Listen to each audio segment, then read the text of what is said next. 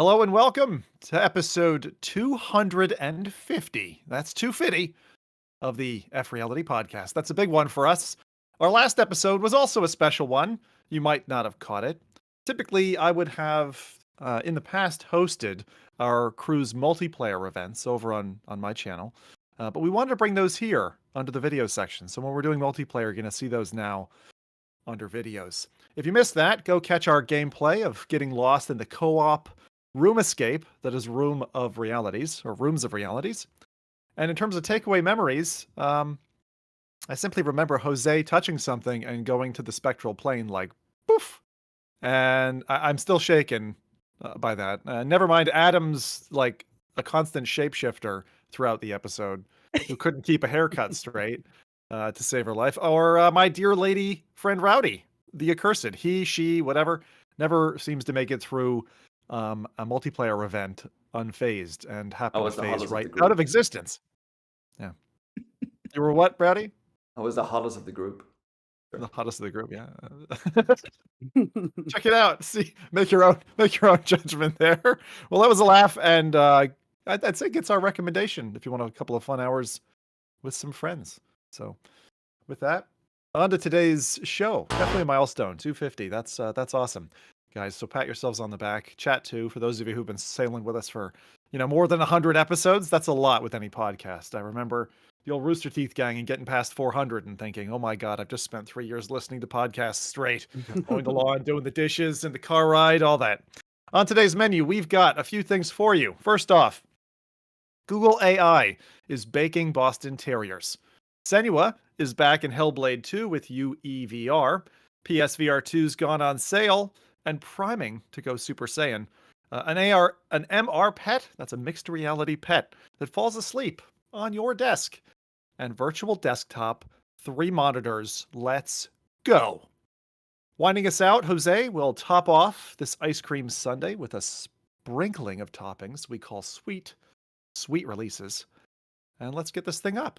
So I think now's a good time to spring us the FReality trailer. Rowdy, bounce it.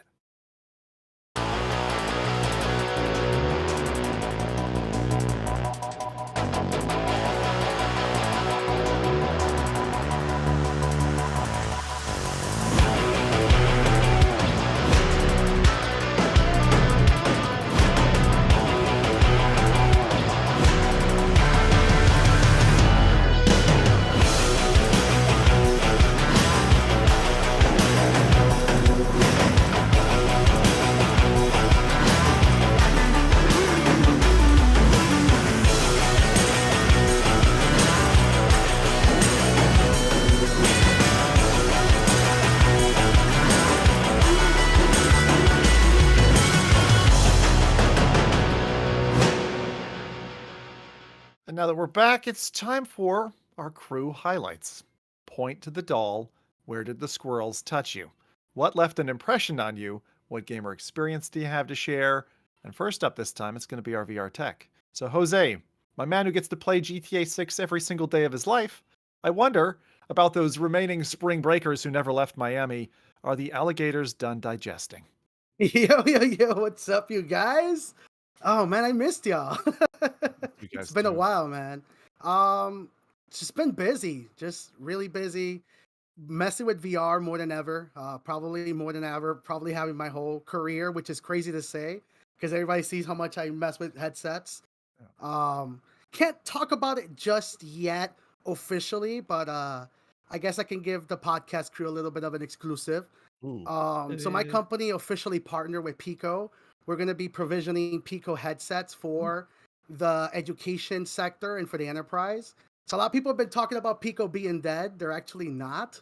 They're actually blocked or something. Like what's the latest on that? Because I've lost the track. Yeah, so Pico's actually I wouldn't say pivoting. They're actually doubling down because they actually been focused on that industry for a while, but they're actually focusing a lot more on the servicing the software industry.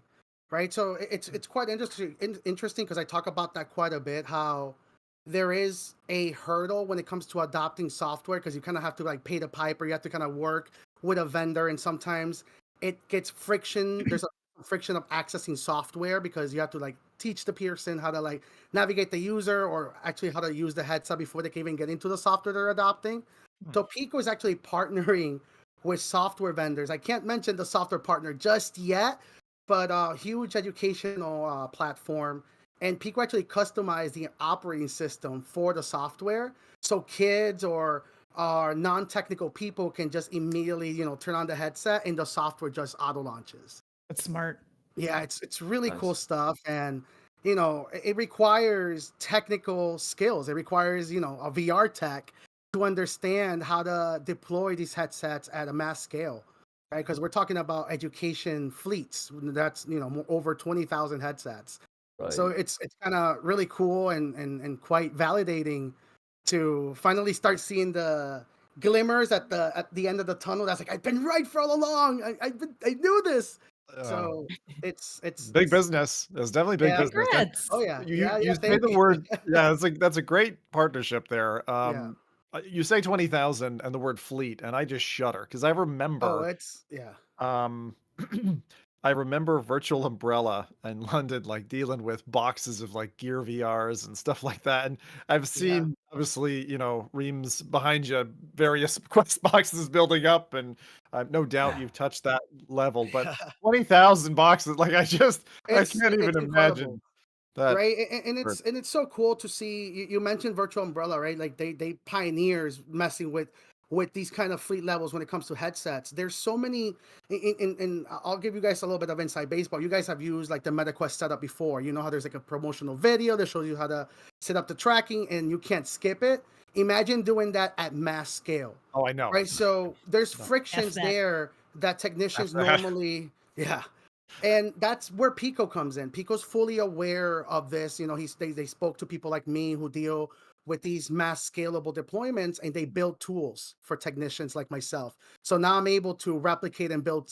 workflows for my technicians at our warehouses to actually be able to provision these headsets at mass scale, right? And I mentioned Pico, but there's another partner that I'm very excited to mention. Hopefully 1 week before AWE, I'll be able to talk about that more. But it's really cool that I've been able to build bridges with all these, hardware vendors and kind of be able to like champion them all through adoption, right? Because everybody's kind of focused right now in like, use this, use that, or what's VR, what's not VR.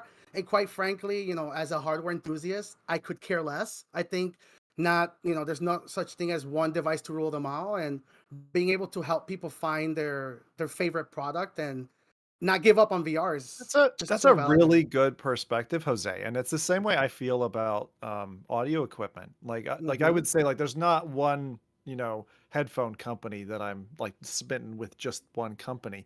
It's like pairs of shoes. It's like, which one do I want to slip into today? Am I going to the beach? Am I going to a rock concert? Like, what am I putting on? And it's the same thing with VR devices. I mean, we're seeing such a nice cross section of different devices for different purposes. I mean, look at Big Screen Beyond. It's like taking swim goggles on, compare it to the massive dome that is the PSVR2 today. I mean, they're very different in terms of what they're good at. So, and we're only just getting started. That's the best part. I tell my friends all the time, like, can I press the button that just skips me forward like 5 years from now when there's like thousands of different headsets for thousands of different use cases? But you miss all the cool stuff.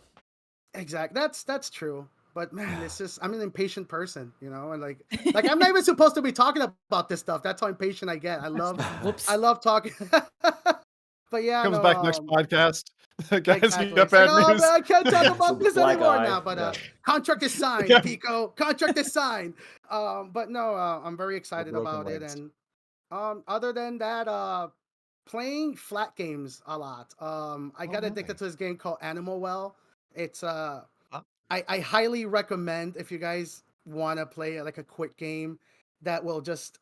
In fact, I'm willing to make a bet, obviously, only just to you guys, not the people listening. That's too much money. But if you guys get the game and you don't like it, it's on me. It's that good of a game. It's called Animalvania. Oh, but you have to try it first. Come on now. It's an Animalvania. It's a Metroidvania, but there has no dialogue in the game. There's no story to the game. And you just kind of have to explore and figure the game out yourself. And it is one of the best flat games I played in a long time. Like I mean, absolutely addicted to that game. But yeah, that's about it with me. Okay, very Yeah, good. lots of games. Thanks. Now, Rowdy, you're on. Thank you, Jose. Rowdy, Always. you're on the road, and we might be having some difficulty with our tech stack because I just listened back there as well, and it does sound like we're video and audio out of sync. So I don't know if we're going to be able to do anything live to sync that up. But maybe just Strange. look at that on the side, see if there's anything that looks obvious. And Right. next up, we've got Adam, who has been away testing all the airlines. If you thought Flight Radar moved all those little plane images automatically, you are wrong. That's just Adam and her her ankle monitor making moves around the globe. So, Adam, how you been? What's your highlight? Been doing good. I'll actually, I've got two, but I'll keep this one short. I don't want to be the person that's like, here's all my travel photos and videos every time. You know, we all have a family member that's like that. I don't know. Like some people like that, but some people get tired of it. So yeah, the first week we were gone, I was in Spain with the Live. We did a offsite. We do one every year because the team's completely remote. Most of the teams like in various parts of Europe, but we've got, you know, one in Canada, another fellow Florida, United States person with me. So anyway, once a year we do an offsite. This time was in Spain. It was the Costa Brava area of Spain, and it was so nice. It's always nice to be able to get to meet, you know, your coworkers that some of them you've never met, or some of them I've met, you know, only once a year. And to be able to hang out and do stuff like binge drinking and kayaking and you know, a lot of team building stuff. But you definitely get to see another side of people, and it's important too. Like even you know, Doom, our CEO, says you can't.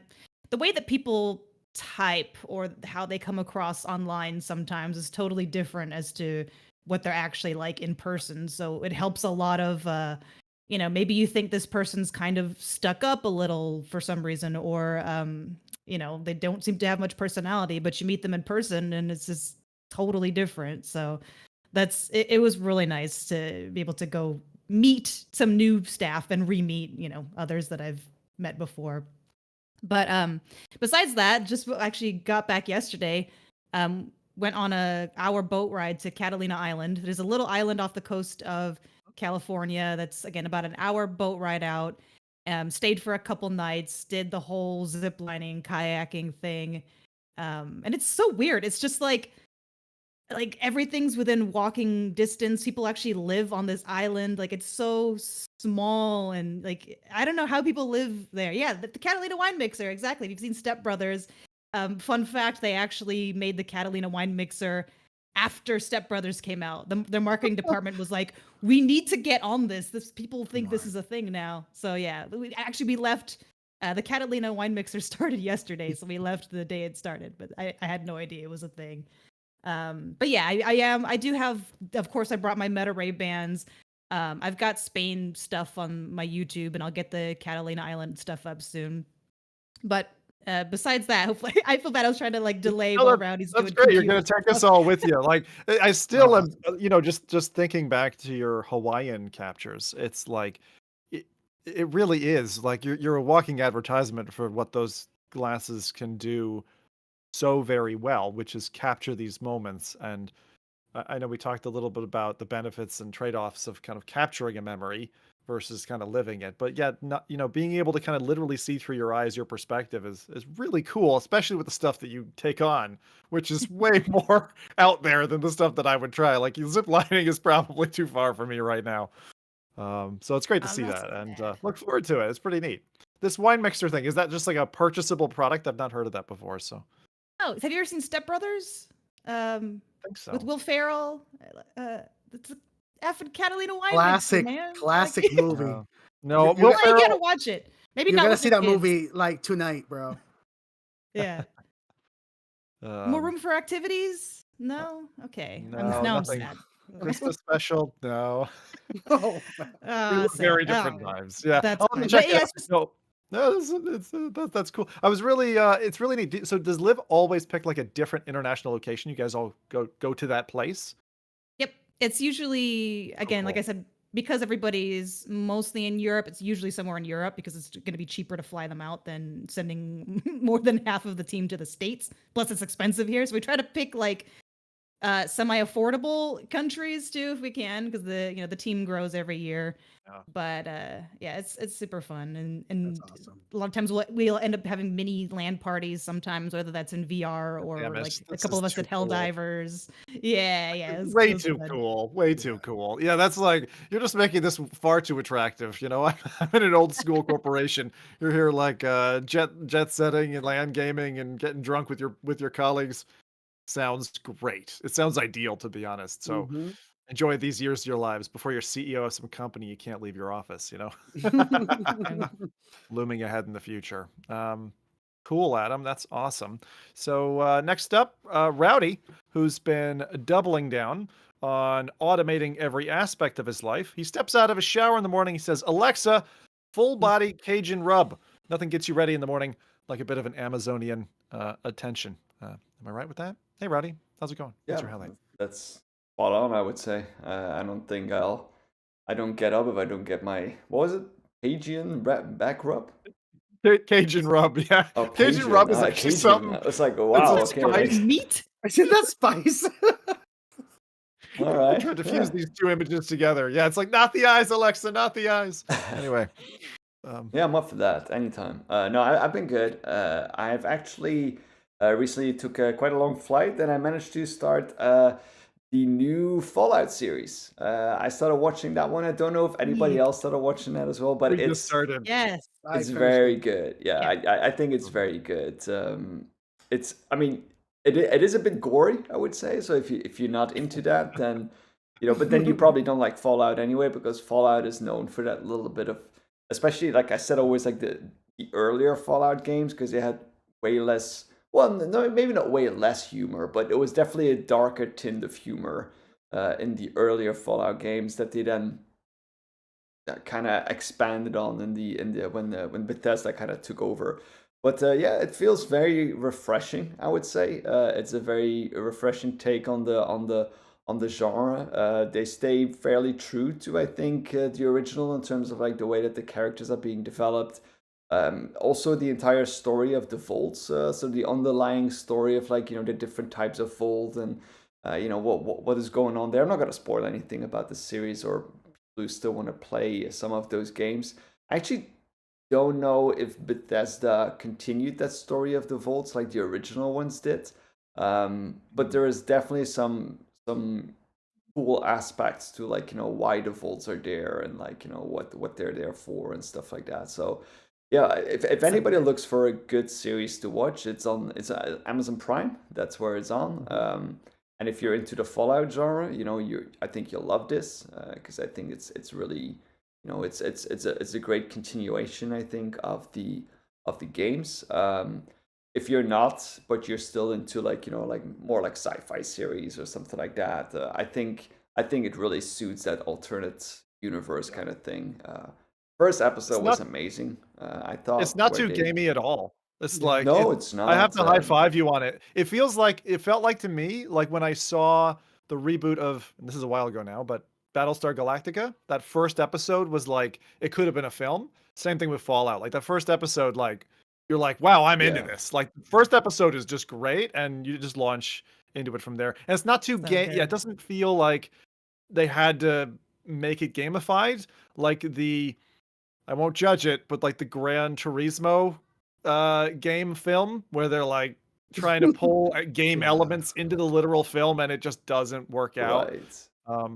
Agree with you there, Rowdy. I'm only like 2 or 3 episodes in with the wife, but we started that 2 weeks ago me as well. I've only watched awesome. I think 2 or 3 episodes as well, but so far I think it's really good. It's also like every episode in itself stands on its own. I don't think it's really like, I mean, there are cliffhangers, of course. You kind of want to continue the series, but it's not so that it's like an episode of fluff, so far at least. It's not feels like it's like you need to watch this just to get to the next episode. So I kind of like that every episode is kind of so, because they are quite lengthy. It's like about like 50 minutes, an hour that they are. So I think that's a little bit like the new normal nowadays with like these kind of series where these episodes are so long. But they do catch your attention, and they follow a little bit like the GTA style, where you have like different stories that are going on, which is very common in books to see.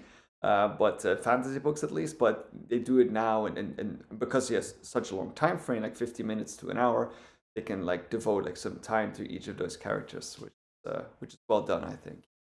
Yeah. I have heard that for super hardcore Fallout fans, anything that happens in the show is also now considered canon to Fallout lore. So there's a That's possibility, awesome. in future games or whatever. I mean, we're Interesting. already starting to see stuff and updates in 3 and 76, or not 3, 4 and 76 or whatever. Right. But I don't know. That's pretty cool. So I'm like, Wait, oh, what do we you mean might by see more of updates? these. They're patching old games to include. What do you mean by that? Well, like for 76, I think you can get like certain skins. Right now, it's like mostly cosmetics. But I think like if they ever release a Fallout 5 or something next, it's very possible we might see like Easter eggs of these characters and whatever happens That's in. I'm trying to avoid spoilers. Whatever happens in this series, and then maybe after, because it seems like for sure there might be a season 2. Yeah. Is I would gonna expect that definitely already, shape yeah. another game. So I I loved it. It's was so gonna say, good. like, yeah, I was gonna ask you because you're a Fallout kind of gal. You've like cosplayed it and stuff before with the whole get up. So it's like, does it feel good to you as a fan? Is it something that you're really Yes, enjoying? I loved it, and I'm always very skeptical of video game adaptations. Like I watched some of the Halo, and I was like, I didn't even finish it because it's just the guy was just too weird and too personable for Master Chief. I don't know, it was just very strange. I didn't like that one. So, but with Fallout, I loved it, but I wanted to keep my expectations very low. But it surpassed it. There's that town that you see in the show reminds me of That first town in Fallout 3. Megaton in Fallout 3. Yeah, it's just so good. And even there's like small things where if you played Fallout, you'd be like, oh, that's kind of like a nod to VATS, or I remember this gun from the game. But I don't feel like if you haven't played, you would be confused or feel like you missed out. I think they did a really good balance, but I don't know. I'd be curious to talk to someone who hasn't played the games, who's watched. I was just about to say I hated Fallout 3, but loved New Vegas. I hated 76. I didn't like 4. I didn't like 4 VR. Did you play the original ones? Like the Fallout 1 and Fallout 2? I couldn't. I never was into like RTS or those kinds of games. It was just not for me. And I love the story. My partner actually never played the games, even knew what the franchise was, and she loved it. So I think it stands on its own. It really does. I'm not surprised. I'm not surprised because again, my wife's not done like Fallout stuff. I think she saw me destroy Megaton and whatever the opposite of befriend is, make an enemy of every single person, including the dog in Fallout 3. And then Fallout 4 VR, I really liked. I could have fallen into that similar to Skyrim, but I tend to be more, my palette tends to be more like fantasy than post-apocalyptic, because post-apocalyptic, just like in Half-Life Alyx, makes me feel a little bit down, like when I'm in it. Post-apocalyptic landscape is not really too appealing, right? It's not really something where you would want to go on holiday, right? Yeah, it doesn't feel relaxing, So that's probably it. I don't know. Fallout 4 VR, if you're into picking up some kind of the older games, looks a little bit dated, but if you get the mod, which is I think it's Fallout 4 Inverse Kinematics, or it's like F something IK. Do you know what it is, Adam? It's the one that gives you inverse kinematics, and so you have arms, and as you're moving your arms, you can see your own body to some extent, just the arms part. But it makes a big difference to see that because it feels less like a console game and more like you're living it. Skyrim has the same thing. So I would say that Skyrim's maybe 3 or 4 times leaps ahead in terms of the capabilities of its mods. But if you do play Fallout 4 VR, it's a very playable game. It's just, there's some real dramatic moments in it, and I think you would appreciate it. So it's still one to kind of pick up on sale for a couple of bucks, mod it, and have some fun.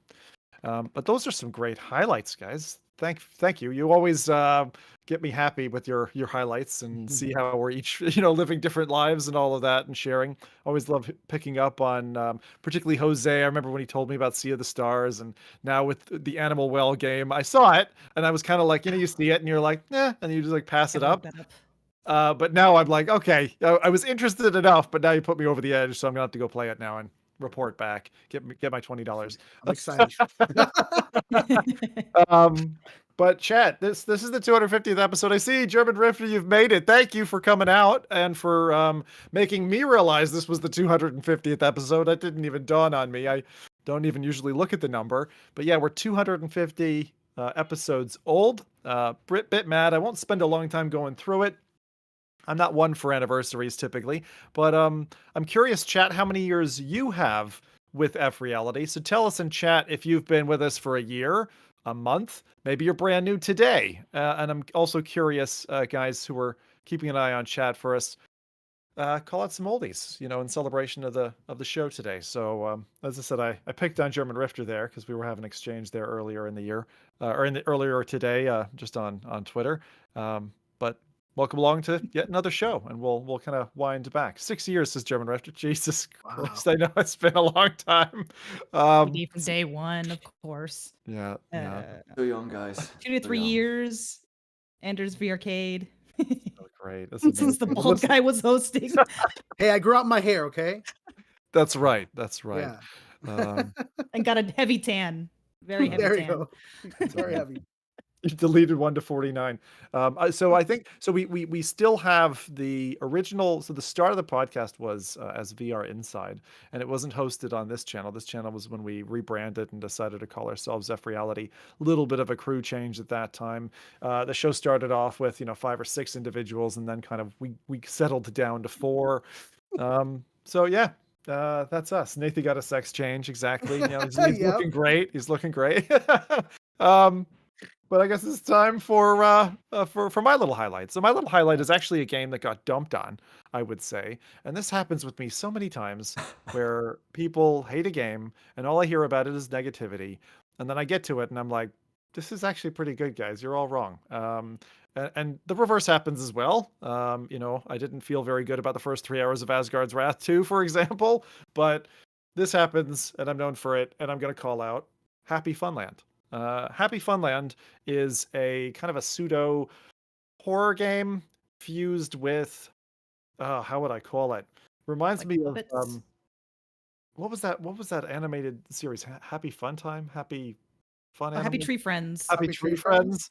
It's kind of got a Happy Tree Friends vibe throughout the whole thing, but you're in this weird, burned out theme park, and it's actually got a lot of decent VR interactivity. It is not a game that has good polish, but I'll be honest, I've never had a busty maiden measure my height before a ride. It's like, you must be this tall. And it's like showing her big breasts and these little crosses over the nipples or whatever. And it was like, what? That's that kind of humor throughout this entire experience. The beginning's pretty rough. The first hour, I was like, not feeling it. And after that, the game gets just really fun. And if like me, you've played Madison and you shudder at the very thought of touching a Polaroid camera, well, this is like your healing salve. You just blow away murderous synths who are coming at you, these robots, these animatronic figures, with a flash. Left 4 Dead 2 fans are going to love the burnt out, broken down theme park, which is just lovely detailed. Like, there are things all over the place to find that they thought about. It feels like a flat game that was brought to VR to some extent because there's so much detail and thought put into it in that part. But after the kind of rough intro, I was just having a real laugh with the game. It doesn't take itself too seriously. Feels like kind of 3 or 4 games in one. They try to steal the thunder of Walkabout Mini Golf. Don't worry, it's not a better golfing simulator, but it's kind of a weird feckin' fusion of a game. And they even had, Rowdy might remember this one. Remember there was a game called like Mine Ride and Shooting Gallery where you were taking mine carts and then there was like those fake shooting pop-up things. Did you play that back? That was hilarious. Yeah. Such a good game. This has that, but done even better with those like rides where you're going through like as if you're a theme park rider in a chair and you've got a little laser pistol, and then the ride breaks down and you have to go through some adventures. So like, I really appreciate the design aesthetic of this game in terms of where they're coming with the humor, the kind of things you come across, the animations of the characters in the game. Like, I'm going to keep playing it and I'll report back if I'm wrong and the game just falls off a track. But so far, I mean, it's not a buy for me. It would fit a consider in my usual ratings. but it's like, I think people should play this if you're into that kind of stuff, if it sounds fun to you, if it looks fun to you. So, yeah, rough around the edges. I believe it deserves more attention than it's been getting. Certainly gets kind of a thumb up from me that Happy Funland was very entertaining. I played it on PSVR2. So I will keep is going. it not like Switchback? Like Switchback is on the rails the whole time, but this one you're not No. on the rails all the time? No, this is more wander about adventure-y than that. You know, you're going from level to level to level. It's more like kind of like the way Resident Evil takes you from a scene, then goes you to another scene and another scene. There's connecting rooms, and there are, I'll call them loading screens. I'm trying to remember if there is an actual loading screen, but it's pieced together story is what it is. So you're exploring, and at the same time, there's some collectibles that you have to kind of take care of as you go. So you're kind of on the lookout for things. But yeah, it's like 3 or 4 games like mashed together into one. I'm enjoying the ride so far. It definitely feels like a one and done. Like once I'm finished with it, if it's like an 8 or 10 hour game, I'll play it. I'll be done with it. But it feels worth paying $20 or whatever for that experience. So, yeah, I don't know yet why. I don't yet know why that's been shat on so much. Very good. So I'm just looking at chat for a second, see if anything I missed there to call out. You guys catch anything while we were waiting? Okay. Nothing that I can probably say on stream. I see a lot of sex changes and mustaches. Okay, very good. Thanks, PD, for that one. Okay, well, we're going to talk a lot more about PSVR2, but and where that particular train is going, but we're going to push that till later in the show. That's our main subject. I definitely see PSVR2 getting more wins in 2024, and even yesterday as I was browsing some sales, which we'll talk about later, like the catalog is big enough that it's like a pain in the ass to scroll through now, which is a good place to be a year and a bit, maybe 15 months after the release. So let's start with a touch of real life and a symbolic image I saw to lead from the lead of leaks, the lead of leaks legion, Sir Bradley Von Sadley, taken during the Northern Lights, which happened recently, or Aurora Borealis. Unfortunately, around my area, it was all cloudy. I did get to see them, I don't know, 20 years ago in Alaska at some point. But for you educated types, this image that Rowdy's going to throw up for us depicts a single super Earth Democrat clearly willing to give his life for democracy. And it's a lovely reminder of the unison between technology that's real today, the power of Mother Nature, and the cosmic soup we're all spinning in. Did you guys see this image when Bradley? Such a nice photo. Like it's very so well badass. I love it. Honestly, California. Like if there's like a National Geographic, like that's my photo of the year. And because we know Bradley's an animal. But wait, where was he? Because he's based in Florida. This wasn't shot. Moved. I think he moved. I think I don't know where he is. We'll have to track him down. Yeah. He tracks leaks down. We'll track him down. But the thing about that, when you look up at Mother Nature like that, when you take time out, whether it's for an eclipse or looking at the Northern Lights, it's a great reminder of how small and meaningless everything that we ever talk about on this podcast for its entire life and all of our lives till we're all dead, that we're just dust. Like we're just dust. We're just cosmic dust. DE dust for all of the Counter-Strike players out there who are old like me. And the only thing that photo was missing was a raised democratic fist. And it would have been the perfect image, but lovely, absolutely beautiful. So for those of you who got to pop outside and see it, and a lot of my buddies in the UK got to see it, it's something it's one of those bucket list items. Definitely see the Aurora Borealis. Now, I know that there can be some psychological effects on you as you're being inundated with, the magnetosphere getting bombarded with particles from the sun and all of that. So just, maybe look that stuff up before you go outside sunbathing in the glory of space. But that was really, really cool. I'll call some of those things out as they happen. I've watched way too many disaster films to feel comfortable looking up at the stars, being like, oh yeah, this is the moment that one little meteorite's just going to come straight to my eyeball. Like, it's just, that's what I think every time I look up at the stars these days, because that's happened. There was this horrible, I think it was in Boston or somewhere, where they showed like a burnout hole where a lady had been lying in bed and it came through and just went through her abdomen or something, and she just had a hole seared through her. You can look that up. It was like in the 60s. Nuts. But this kind of stuff can happen. And so just don't Cool get story, unlucky. though. Did she Yeah. live? I mean, as long as she can Yeah. live to tell the tale. I believe she Okay, lived. Immediate cauterized. that's a cool hole to have. But yeah, cauterized, right? Because it comes in so fast. Just wicked fast, as they'd say in Boston. God. I doubt So it. with that, yeah, what? Doubt she lived or doubt it's real? I doubt it's real. You I never know. don't buy it. Yeah, Everything in the 60s is a myth. I remember a couple 60s was a years myth. ago. 60s was a myth. Yeah, people weren't that nice back there. They always talk so nicely. It's like, nah. Let's reflect on Apple on the kind of haptics side, because haptics is so important, and I love it when people finally fall into haptics and get to know what rumbling is, in paired with music or games or cinema or whatever it is. But one thing I want to reflect on is something called vehicle motion cues. This is stepping aside from VR for a second. This is about 5 or 6 headlines down on that Apple post, Rowdy, and it shows a neat animation with these like slidey black dots. First off, my props to Ashley Huffman of All Things Haptics, the monthly newsletter for haptics junkies like me, for spiking this news. That's how I ended up on the website. Apple have brought an interesting motion sickness calming feature, much like Lone Echo's 3-dimensional dot grid. There used to be like a light gray dot grid in Lone Echo, and as you were moving around, you felt perfectly comfortable because you had these visual anchors. So they've pulled that out of VR now, and it's available on your iPhone or iPad.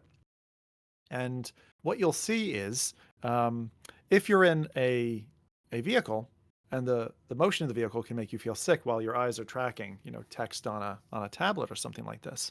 And the sliding dot grid that appears around the border kind of slips to the left or slips to the right with the motion of the vehicle, and that can help you to mitigate motion sickness. So I thought that was a pretty cool example of something that Apple have done to bring technology which we saw in VR now to flat. So it's kind of a VR to flat migration of that detail, which we saw a couple years ago in Lone Echo from Oculus Studios. Good job, guys. And there's a second one of these now, which got the hair on the back of my neck to stand up a little bit. And that is coming off of the Apple Vision Pro. It's eye tracking, like the eye tracking we have in PSVR2 as well. And they're bringing that to iPhone and iPad. So if you have an iPhone, you can enable eye tracking on the newer versions, and it brings on-device machine learning. So instead of just tracking your eyeballs and sending it to an advertiser or whatever, the idea is, say you're a paraplegic or something, or quadriplegic, and you can't control your phone any other way, you have to do it by gaze tracking. And so it will check your eyeballs, know where you're looking, and you can, based on what Apple called dwell control physical buttons, swipes, and other gestures. That's a pretty nifty feature, particularly for people with severe disabilities and no other way to interact. That's going to really improve my, my reading while driving. My God, Rowdy. They have now, automatically did. Oh yeah, it's going to be awesome. No, but the thing I actually want to mention is that they call it edge computing, where they actually do the computing on an edge device.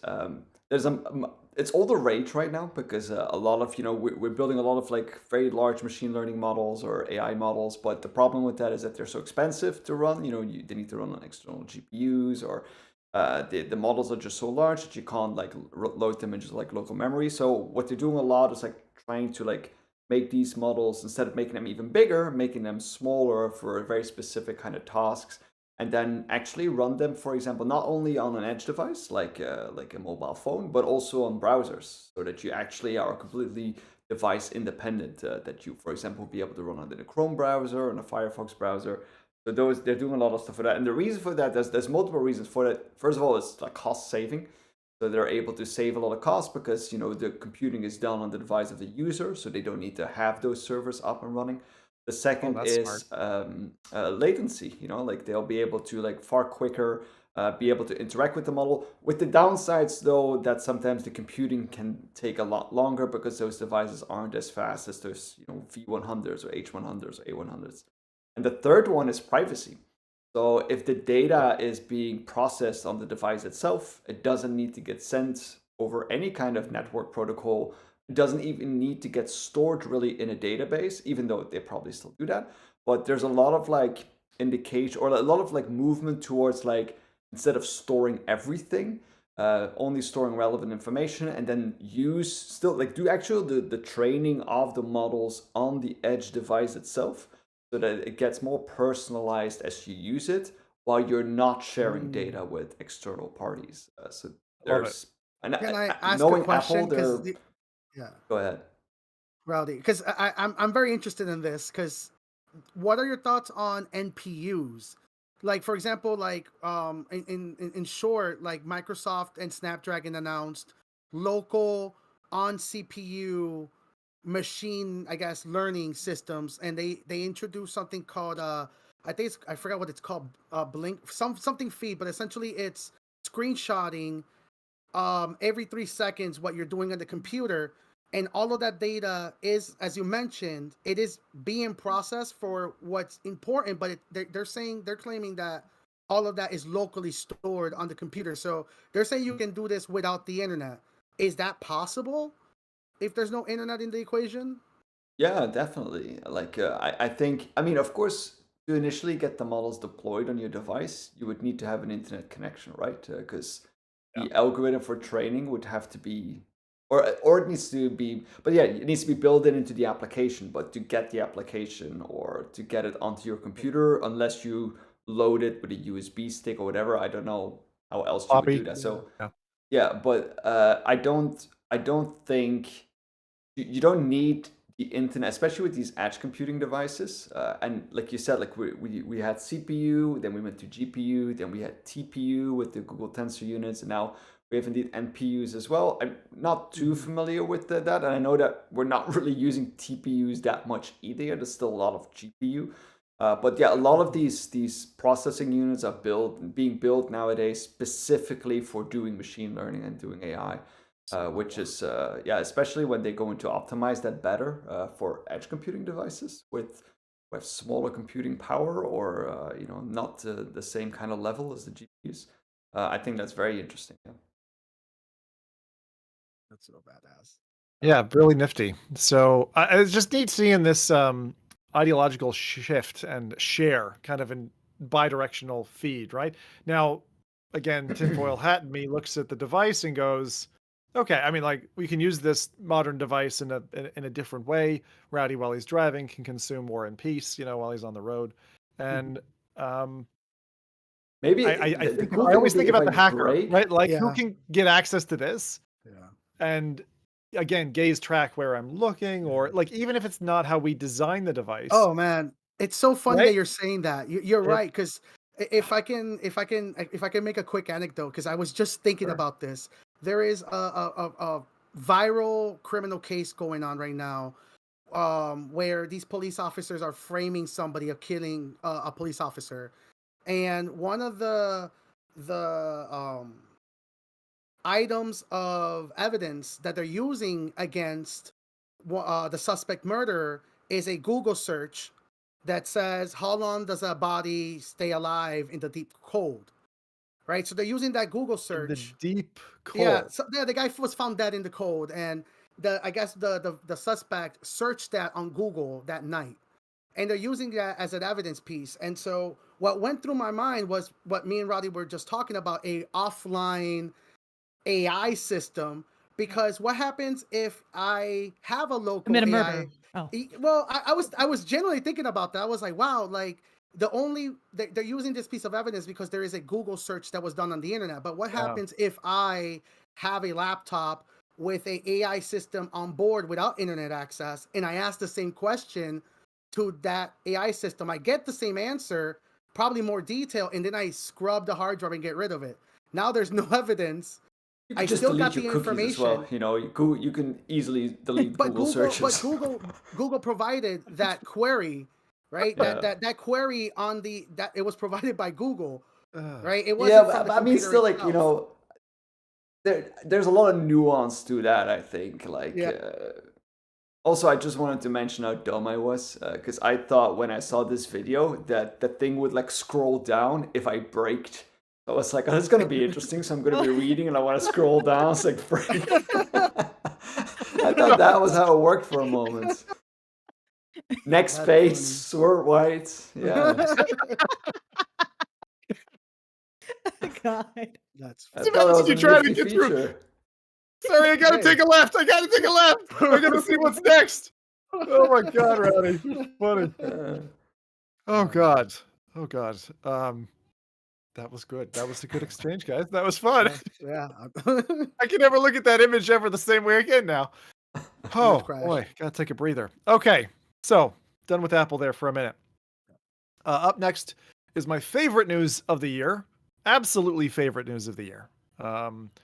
Devout VR developer Gigo Dan has released his virtual desktop beta on GitHub with a new feature, allowing users to download a special client and set up the test feature, enabling in particular Quest 3 users to have 3 monitors using virtual desktop. You can either mirror real ones, so have the physical monitors with windows, or virtual displays. The productivity implications for this are huge. If you have a Quest Pro, you can do 2 displays, for example. For me, personally, I think of this and I go, this is great. Now I can hell dive with my favorite flat game on a huge screen as I've been doing, but I was limited to just that. Now on the left, I can, or above me, below me, wherever I want, I can have a splash screen image of my favorite video podcast. And on the other side, keeping an eye on BBC News at the same time, perhaps. Man, we've been waiting for this for so long. And I know there's other apps that have tried, and I've never really liked the other ones, the alternatives. I won't name them. But virtual desktop, man, we've been waiting this for so long. The implementation already feels mature. Jose in particular, I'm going to target you. Have you tried this out yet? I actually haven't, but I definitely intend to. I love that virtual desktop's approach to monitors. It's funny that you mentioned that there's other platforms that do like screen sharing. Most of them are abandoning monitor replication and going with virtual displays instead. Yeah. And it's funny because a lot of people don't understand. Funny enough, I was just having a conversation yesterday about this, where they were trying to defend virtual displays versus virtualized monitors. And as though they sound similar, they're quite different.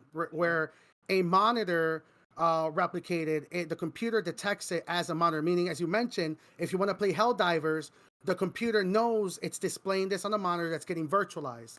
But when you have a virtual display, Windows is detecting that as an attachment, maybe running through the USB, which could also be a screen recorder, which can also be considered a copyright bypassing software tool, right? That's a lot of products like Netflix, Steam games that are heavy on multiplayer don't allow virtual displays.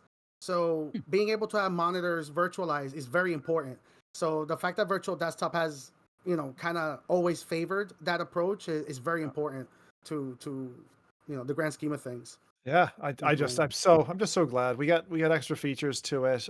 It's approaching the direction of what Rowdy and I, and I know you, Jose, are bought into already in this. And I know Adam's been tinkering with her big X-Real glasses. nebula. Yeah, the X-Real glasses, but like productivity feels like it's just over the wall now, just over the wall.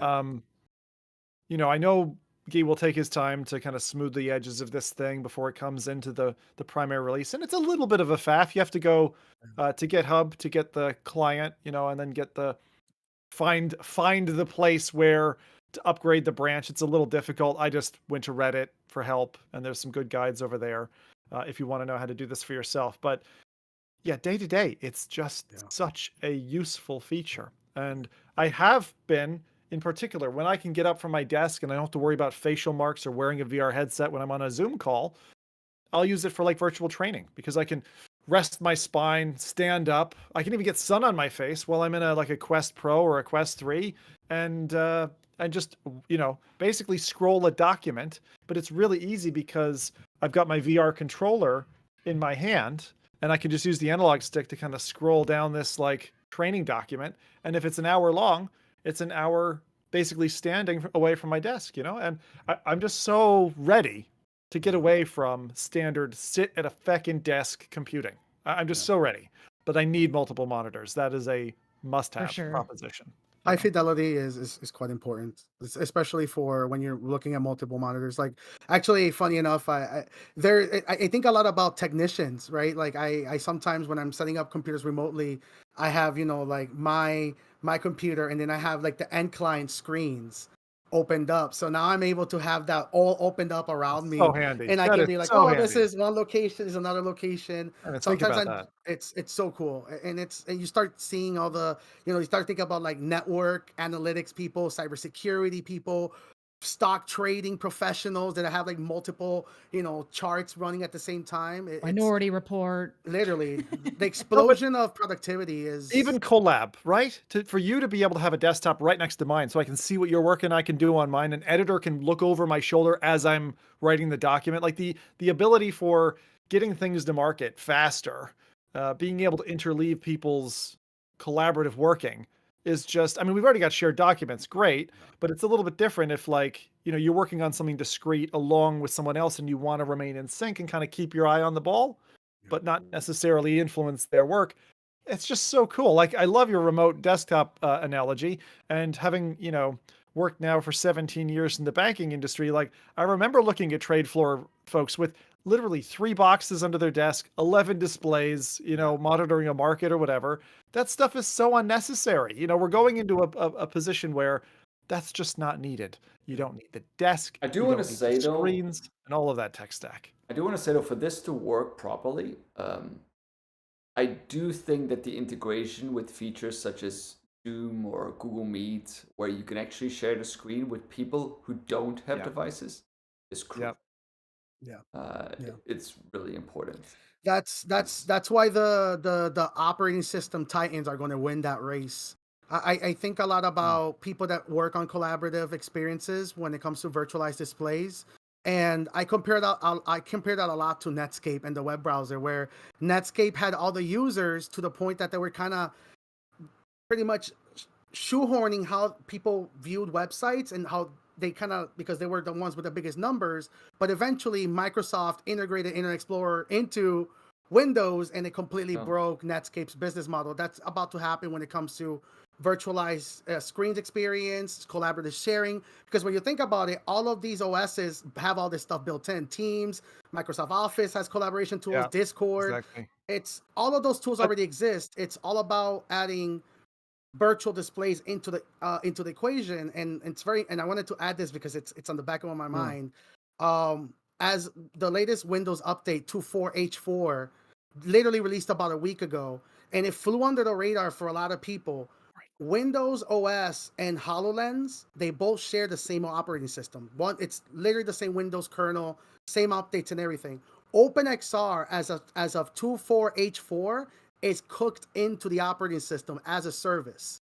So before, when you had to initialize a VR headset, you had to download the Steam VR drivers, get the OpenXR display to initialize.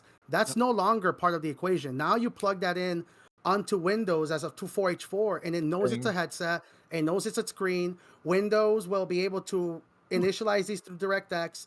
We're talking about the layers for all of this to be cooked into Windows natively. It's just that's cool. Very early, really early. That's okay. It's still laying the foundation. And the other thing that I gain such an appreciation for, even though I've still yet to use the device, Apple Vision Pro's Persona solves a huge problem for me, because if I'm wearing a Meta headset, I'm certainly not wearing my PSVR2 when I'm trying to be productive. I don't want to be seen in it. I really don't. Like, I'm a professional. I'm doing professional work. I don't want to be staring at someone else who's got a headset on. They don't need to know that I've got mine on. The Persona solves that problem. Now today it doesn't, because of the second I show a Persona off, they're like, oh, what the fuck is this guy doing? Right? Like, I work with normies. So the point is, we're stepping in the direction of where it's going to need to get to for it to come into my day-to-day work life. And that excites me so much, because the advent of this new technology is just fundamental. It's fundamental. And I know there's still a majority of people out there who haven't even experienced it for the first time, but it's going to transform how we compute. It's going to transform our lives, and it's really, really neat.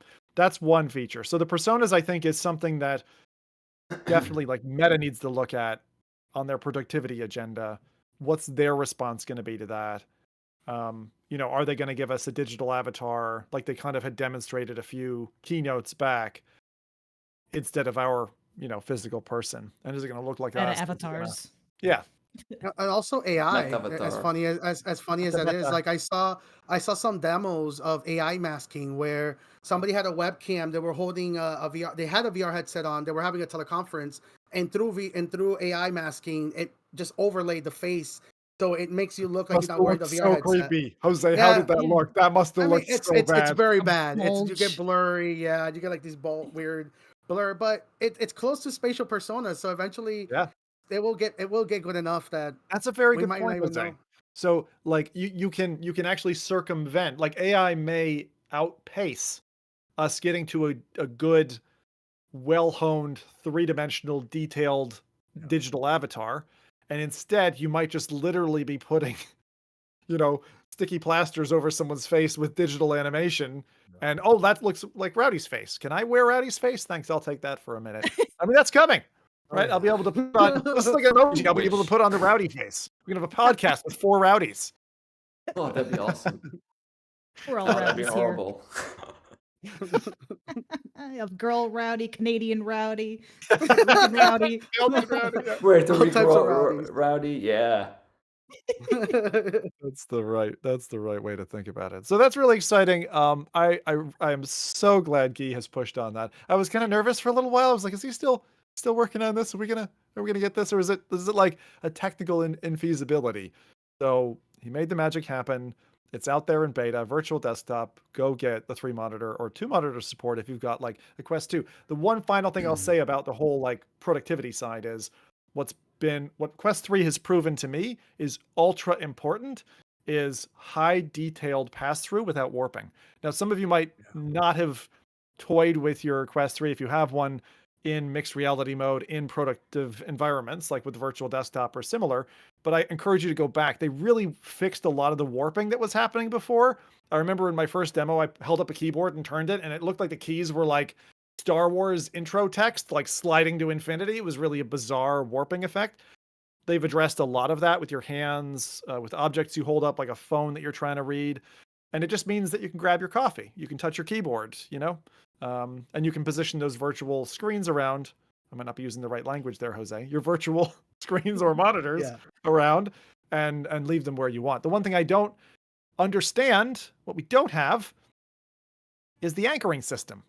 Like, why haven't we gotten any more anchors? Why can't I set something up that when I come back to my headset, it remembers where something is? Like, I feel like that part of their tech stack right now is pretty broken, doesn't work reliably at all for me. It works pretty well on PSVR2, their Guardian system.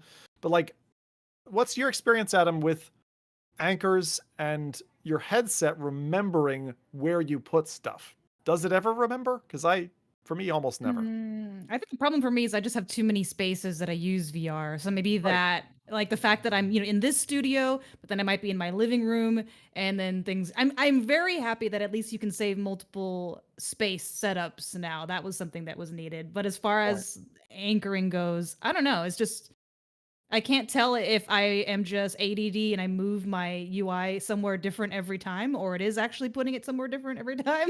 Like, it's hard to tell, but it never seems to be where I want it to be. It's like, oh, this is facing out the window. Like, why would I open it there? Like, I have to now grab it and turn it, and I don't know. Yeah, I'm not sure. I got 2 simple asks for Meta. I asked for these when we first saw that this was coming with spatial anchoring.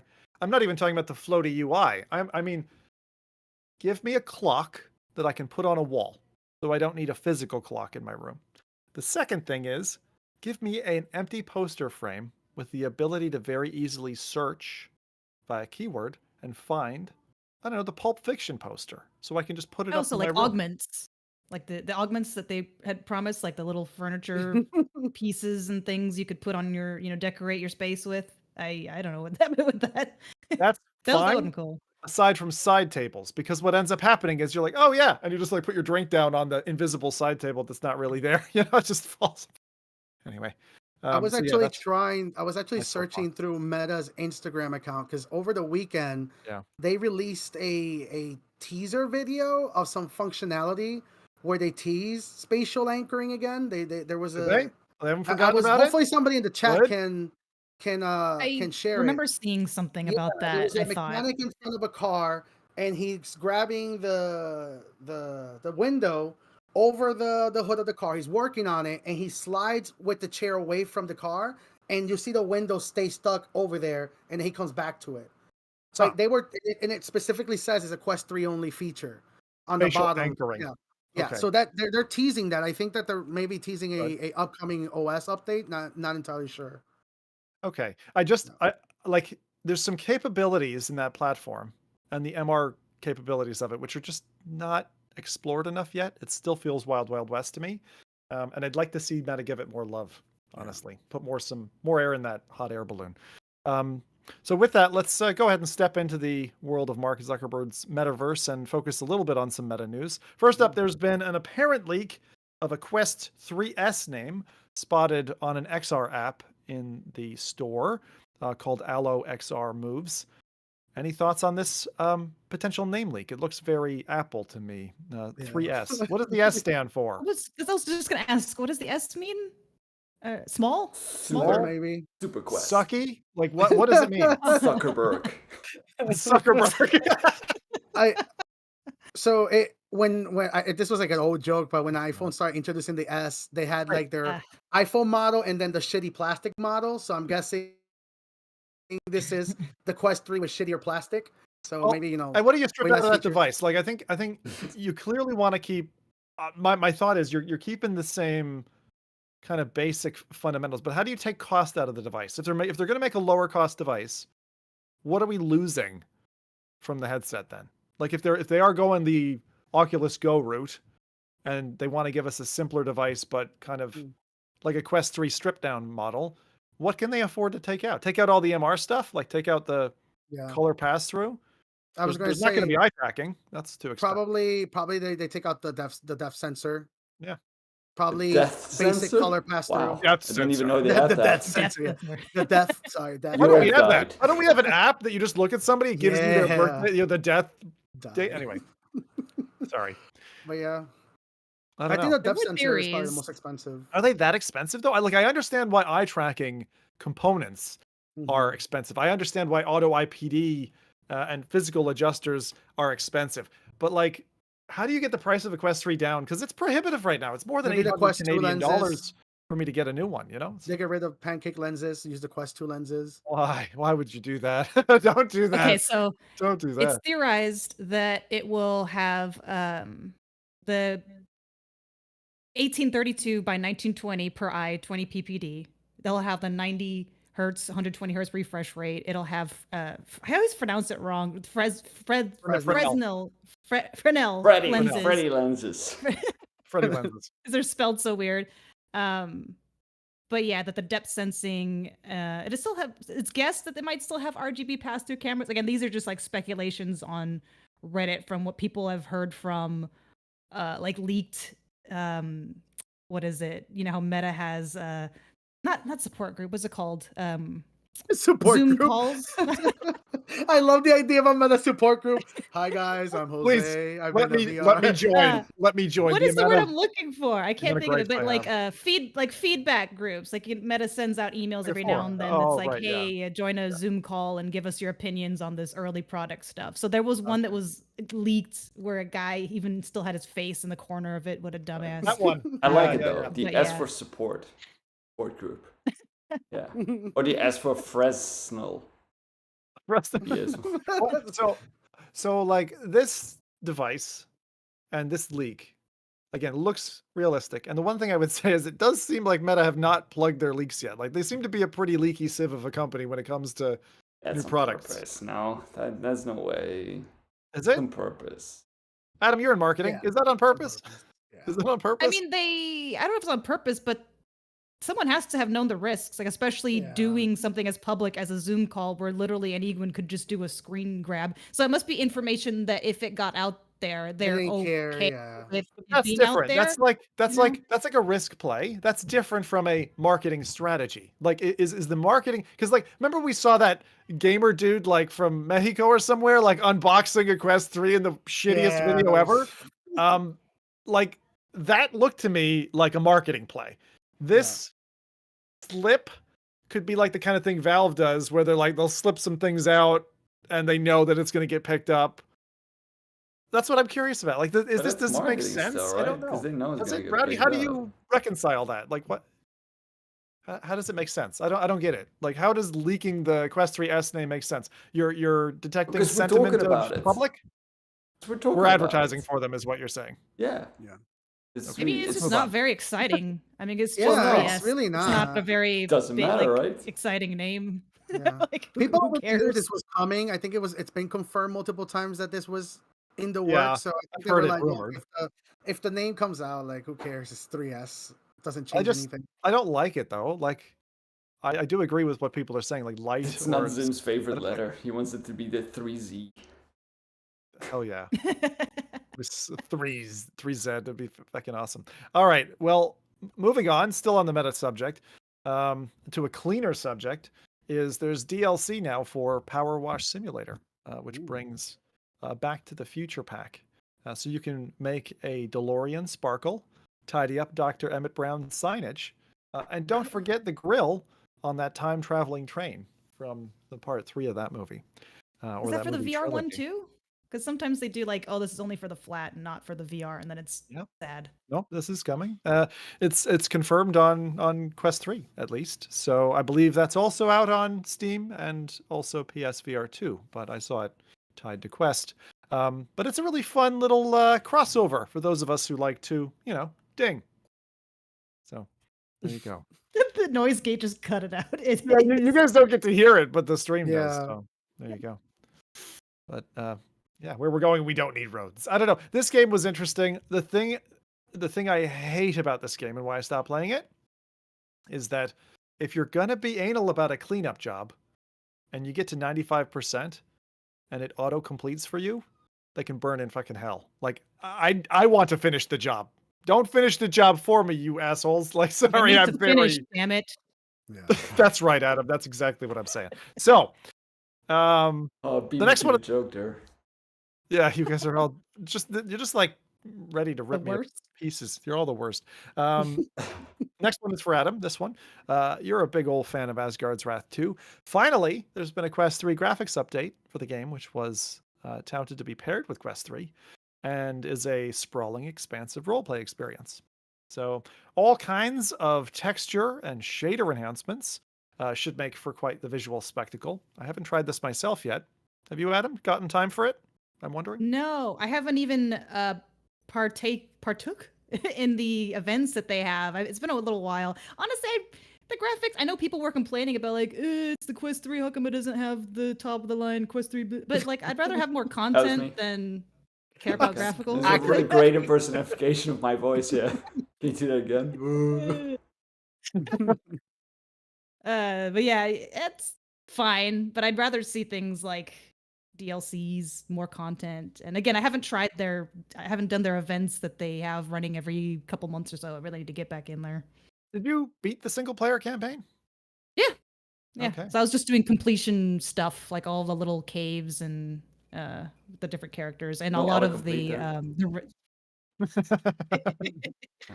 you're the worst. But so as somebody who I'm not usually a graphics guy. It sounds like you're kind of not. You're like, just give me gameplay, give me content, leave me something to chew on. I like the endless dungeons as well. I'm curious, when you do get a chance to play it, if you think the game that you like a lot feels prettier inside. Because one game that I play a lot, which had a really nice update for Quest 3 over a number of months, was Golf Plus. Golf Plus originally, when I looked at it maybe 6 months ago, I was like, oh God, like I'm seeing everything clearly, but all the textures are mismatched. Like some were quality, some were not quality. It was not great. The UI was fuzzy. And coming from a Quest 2, I was kind of disappointed. They tidied that up, gave it a bunch of patches, and now it's sharp and long distance is clear. And like, honestly, I feel really great playing Golf Plus once a week with my dad. But one thing I wanted to say about them, they had the funniest bug ever, which is I went in, and this is probably 3 weeks ago now. I went in to have my weekly round of golf. And when I boot up the game, all of a sudden, I start hearing Queen. Queen's just playing for no reason. And I found no way to turn it off or what. I was like, what the fuck's going on? Inevitably, we were in the multiplayer game. I found a pause button and turned that off. But like, I hadn't messed with their music player in probably 6 months. And so they had introduced a bug that for a bunch of players was just playing tracks at them. And this week it was U2. And I'm like, I'm not a big U2 fan. So I'm like, oh, last time I could allow it, it was Queen. But now it's U2 and you're getting in my way, guys. So I've reported that to them and they're fixing it. But I just thought that was funny. Funny bugs do happen on occasion in VR, some really funny ones. But that's one for me that I wanted to highlight. But that update, that graphical update, like getting the Quest 3 update, taking use of the horsepower is something that matters. It's something that Guy has added with the new virtual desktop update, for example. So moving from 90 hertz to 120 hertz across your virtual displays is another nice like feature. So sorry, not hertz. That was 120, I think, megabits per second in terms of the throughput. So the resolution, the bandwidth that's permissible going from your computer streaming, not when you're doing games and game streaming, but desktop streaming. So yeah, has anyone else seen a Quest 3 update that like you want to call out, you want to applaud the devs on? Because I think those are the two that I'm familiar with. And if you want to get to the Asgard, while you're thinking, if you want to get to the Asgards Wrath 2 Quest 3 content update, you can find that. It's not automatic. You can find it under Settings, User Interface, Enhanced Rendering Features. And you'll have to decide between a trade-off, like we have on consoles, between performance mode and graphics mode. So there's a bit of a trade-off there if you want it to look nice and pretty. Well, they had like a halfway point update, right? Like maybe I want to say December or so when the Rowdies of the world were just really loud days. about. It was like 4 or 5 days after. They were like working Christmas or whatever. Yeah. Yeah, I was gonna say it's like I guess this is their full like what they actually meant to have out. The other one was just to kind of appease the Rowdies, the angry people. Yeah, me. Yeah, I'm definitely planning to go back into Asgard's Wrath, and I do wonder how it'll feel after this time. I didn't beat the campaign. I think I got 2 characters deep. But that's still, it was a really big play by Sanzaru and Meta to put so much money into a title like that and actually give a fully fledged campaign. It's no Skyrim, but I would be interested in a world where there were mods for a game like that. Yeah. So if Meta, if you're listening, consider it. Look at Nexus and see if you can get artists. You could always monetize that. Let them do a storefront, take some money for it, but let people kind of download it for free or use tokens like Rec Room does or whatever. There's a bunch of business models there that can support creator community and that content actually propping artists up, which I always like to see. So do we know real quick? Do we know the trade-off specifics of what it is if you go with like the normal legacy mode? Yeah, there's a hertz trade. I think you go from 90 to 72 hertz and to get the finer visuals on the text. Okay. That's what I read the trade-off to be. There's probably more to it, Jose, but that was there on the Meta site. Diving into the mixed world of reality and virtual, we have an experiment coming from Tony, aka SkarredGhost, taking a Unity mixed reality experiment.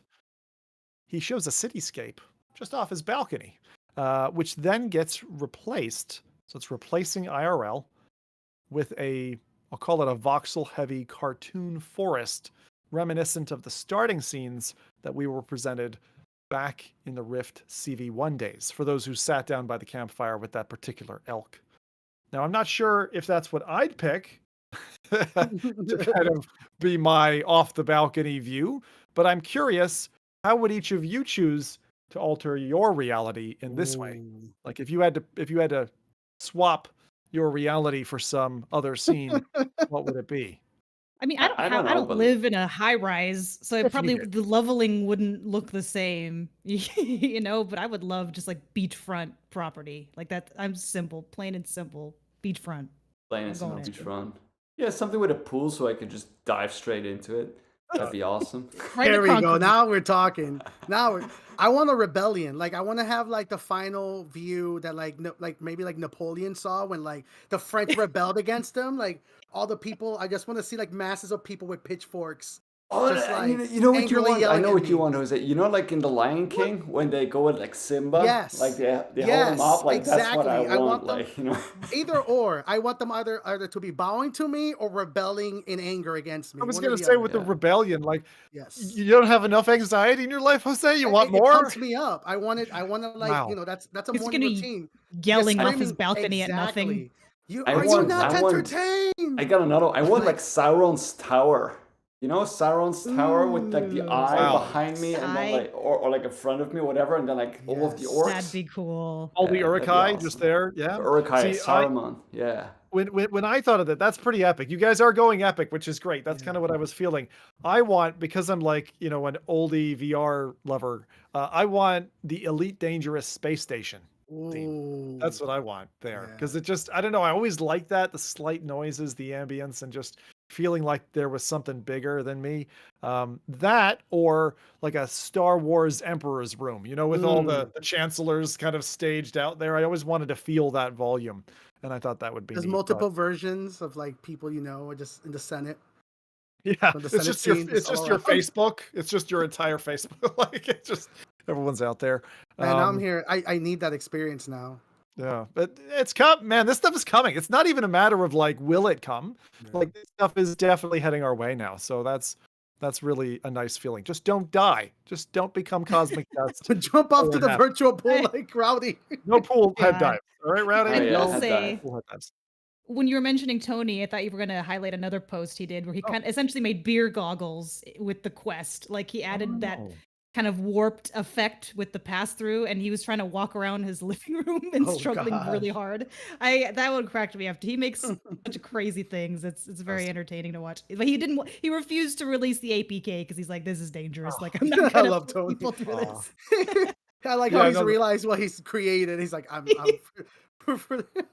He's definitely is- made a monster. I saw that one as well, and I was like, "That's dicey." that's again, we're headed there. But all right, speaking of dicey experiments, let's go to the next one. This is Lucas. Sorry, Lucas. Locust Lucas Risotto. Martinic, using a Quest to implement foot, or in this case, footy tracking. He's got you slipping on foot icon slippers to equip virtual trackers to your feet. Adam, were you Okay. grimacing because I said something about feet? I have a foot aversion. Like I'm the aversion. opposite of a foot fetish person. Like feet Okay. are so aversion. gross They to me. weren't bare feet, so don't worry. You don't have to look at anything. Just socks. Okay, Just think yeah. socks. Calm you down. So he spawns a soccer ball, or as properly described, a football, with magic fingers, and this thing kind of appears in his room or his office space. Toying with the ball, then kicking it up in the air, playing a little bit of hacky sack with this ball. He nearly takes out his own desk, but then settles the ball down, traps it appropriately, punts it through a nearby wall, breaking a hole in reality, and onwards to a celebratory netted goal as the end. So this one looks cool. It's another one of those breaking the wall styles. I don't know how the foot tracking was implemented. I know Meta's got their kind of API now, and I think devs are now getting access to basically full body tracking. But this is really neat implementation. It reminds me of that awful.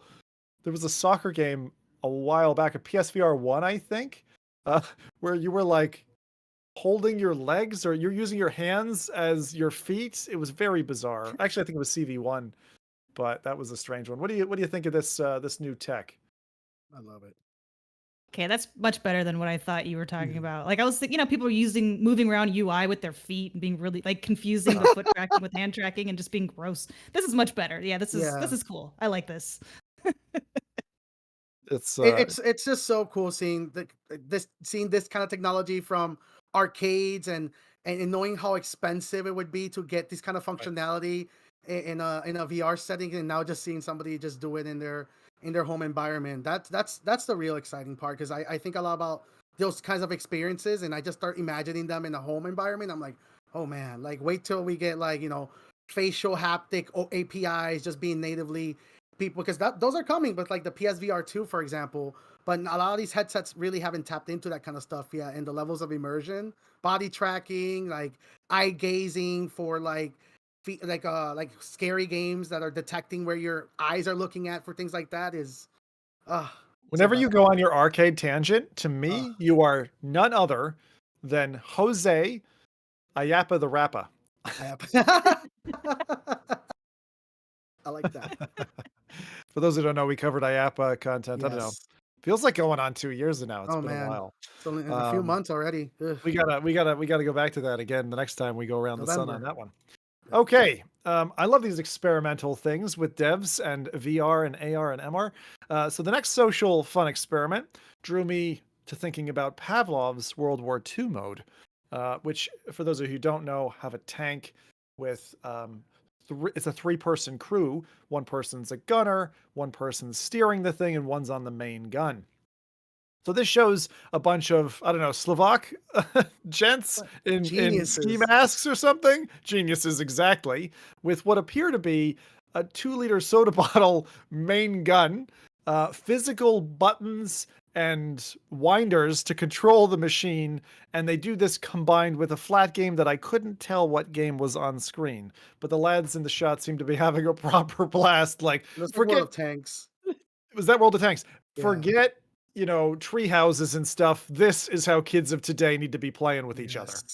Yeah. God. When I saw this, my first thought was that I will see a demo of this from China this November at IAPA. Like, this is just so cool. You know what it's missing? Cool. There's only one thing it's missing. Those crazy table and monitor haptics that you see in those posts. Where like the table's rocking and like monitors barely hanging on. Oh man. With an epic soundtrack behind it. I want that. I want to see that. Like, we're just headed to such a fun place, man. Us as gamers. I want that at home. I want to have a night where we're just like driving a tank around. Back at A. Have confetti in there too. Goals. Why not? Loving this. Okay, let's ratchet it back from the brink of war and come home for a moment. Some of you may know the popular mobile app series that dominated the AR space for a time called Pokemon Go. It was inevitably led to the release of another AR title, wasn't as popular, called Peridot, by Niantic, the company behind this. And they've been tinkering with a number of things. We saw an AR headset a little while ago that they talked about. Still haven't seen any update on that. But Peridot originally leveraged Meta's Llama 2 model for integration, smart behaviors, contextual awareness, that the creature that you would have, this little smart creature you could have on your phone, kind of like Pikachu back in the day where you were going to throw a ball, could know if it was nestling into the grass or if it was in a tree or on a gravelly place or on sand, all these things. So that was kind of nested into their Peridot application a couple years ago. Well, now they've got another fork of this in their AR space called Hello Dot. And this game is available for free on the App Lab on Quest. And with the mixed reality color pass-through on Quest 3, it does a good job of showing a cute critter in your own environment. It'll walk up to you, allow you to dunk it in a bucket of paint to give it a new paint job. I don't know who thought about that. And for stressed parents out there, like if you've got crying babies or screaming kids, I know, I've been there. Don't worry. I'm not going to judge you. It allows you to live out your sweet, sweet fantasy of giving those little brats a proper smack around at a time that it's no longer socially acceptable to whack the stuffing out of your snotty offspring. So you can take your cute little thing and just whack it across your room or whatever you want to do with it. It's yours. Do as you so please. We will not judge. So I know, Adam, you've had a chance to have a play about. I'm sure you treated your pet nicer than I did. Actually, I'm not so sure. What was your experience like? Yeah, I see that face. What was your experience like with your Dot? It was interesting because that it actually uses, it's one of the few use cases I've seen of also hand occlusion. So like if your hand, if you're petting the Dot or holding onto it, your hand's properly behind the Dot. I mean, you will have a outline of your hand. And I think it still shows an outline just because you use gestures to summon food or something. But otherwise, if you look at your physical hand, it kind of has that, like, it's not perfect. Like, it has that pixelation kind of blur look, but it's definitely better than, I can see my hand through the Dot, even though it's the cutout isn't perfect. Actually, I noticed something. I went into it this morning, and the hand stencil, the white hand stencil that you usually get when you're doing hand tracking, was not there. And I was surprised. I didn't realize until you said it that it was, I had the creature in my hand. I was not seeing my hand. I was seeing the creature with a rough outline around it. It wasn't a perfect cutout. But I think they might have either in that app or maybe at a meta platform level changed that. The only thing that I found really obtuse was you launch the app's like, oh, you got to turn on hand tracking. So I turn on hand tracking. App launches, it goes, oh, you got to pick up your controllers for this part. I'm like, okay. So I give up the controllers, map my room, and then it goes, oh, you got to go back to hand tracking again. I'm like, God damn it. Would you make up your mind? Yeah. But then you're left with this little creature. So, yeah, what did you find? I think it is a very short, I wouldn't even call it game. It's more of experience tech demo, but the implications are really cool because like the phone app, it's able, I mean, assuming that you properly labeled your furniture in the space settings, if you were to, point at your bed, it would jump on top of the bed, jump on top of furniture. Yeah. And so if they were able to combine this with the mobile app somehow, well, you're actually able to care for these things in mixed reality. Like that'd be so cool. It's maybe would be the virtual pet mixed reality app that I've been wanting. Like that's what I was missing. There was no token and they advertised that way. They're like, as if you could bring your Peridot, who you've trained and leveled up and all that, into this. And at the moment, I couldn't. I think future. You can't do that, right? Yeah. I think they're gonna have something bigger. This is more just a teaser of what could be. But I really do think that behind the scenes, that's what they're working on, is some sort of cross-platform, thing. So and I'm excited for that. Like, do you feel like these kinds of characters or creatures work as a standalone app? Like, I feel like this will work for me personally. I wish it could be like an overlay where I'm playing whatever Steam VR game and I have my little Peridot there or on the corner. Like, I feel like if they do a spatial anchor for this, that would be so much better, much more immersive. So much better. I don't want to open up an app just to interact with with one. That was my problem. Yeah, with Neko Atsume is it's just a waiting simulator. Once it's cute, but then it's like I want to do other things while I'm in here because you're just kind of waiting. There's only so much cat petting you can do before you're like, I'm done. The corollary to that, Jose, which I agree completely with your sentiment, because it's kind of like the BOGO experience was nice because you could go into BOGO, you could play with it, and it would do some things in the game evolved. So there was reason to kind of want to keep playing for, 20 to 30 minutes as if it was your first time. This one, I agree with you, Adam. I got about 10 minutes before I was like, okay, this is kind of it's good to do. It's worth downloading and playing with your Quest 3 with cool new MR stuff, but it was a 10-minute experience. It's not more than that. But like my wife has this app, old executable called Felix. It was an advertisement for the canned food, the cat food. And Felix is a cat who will sit on your desktop and tinker along on your browser and walk around your desktop, but you can be productive and watch a video or something at the same time. And there's this little kitty cat wandering around your desktop. And that's what you're saying. And like in VR, you want to be able to be running this, have it integral to your experience.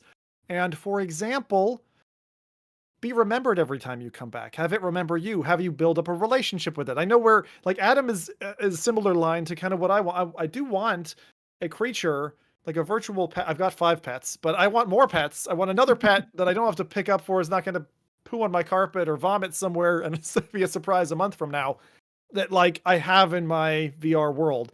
And it does need to be at OS level, I feel. Like it can't just be an app that you launch. 100%. And Niantic have the power. Is there a competitor to Niantic out there at all?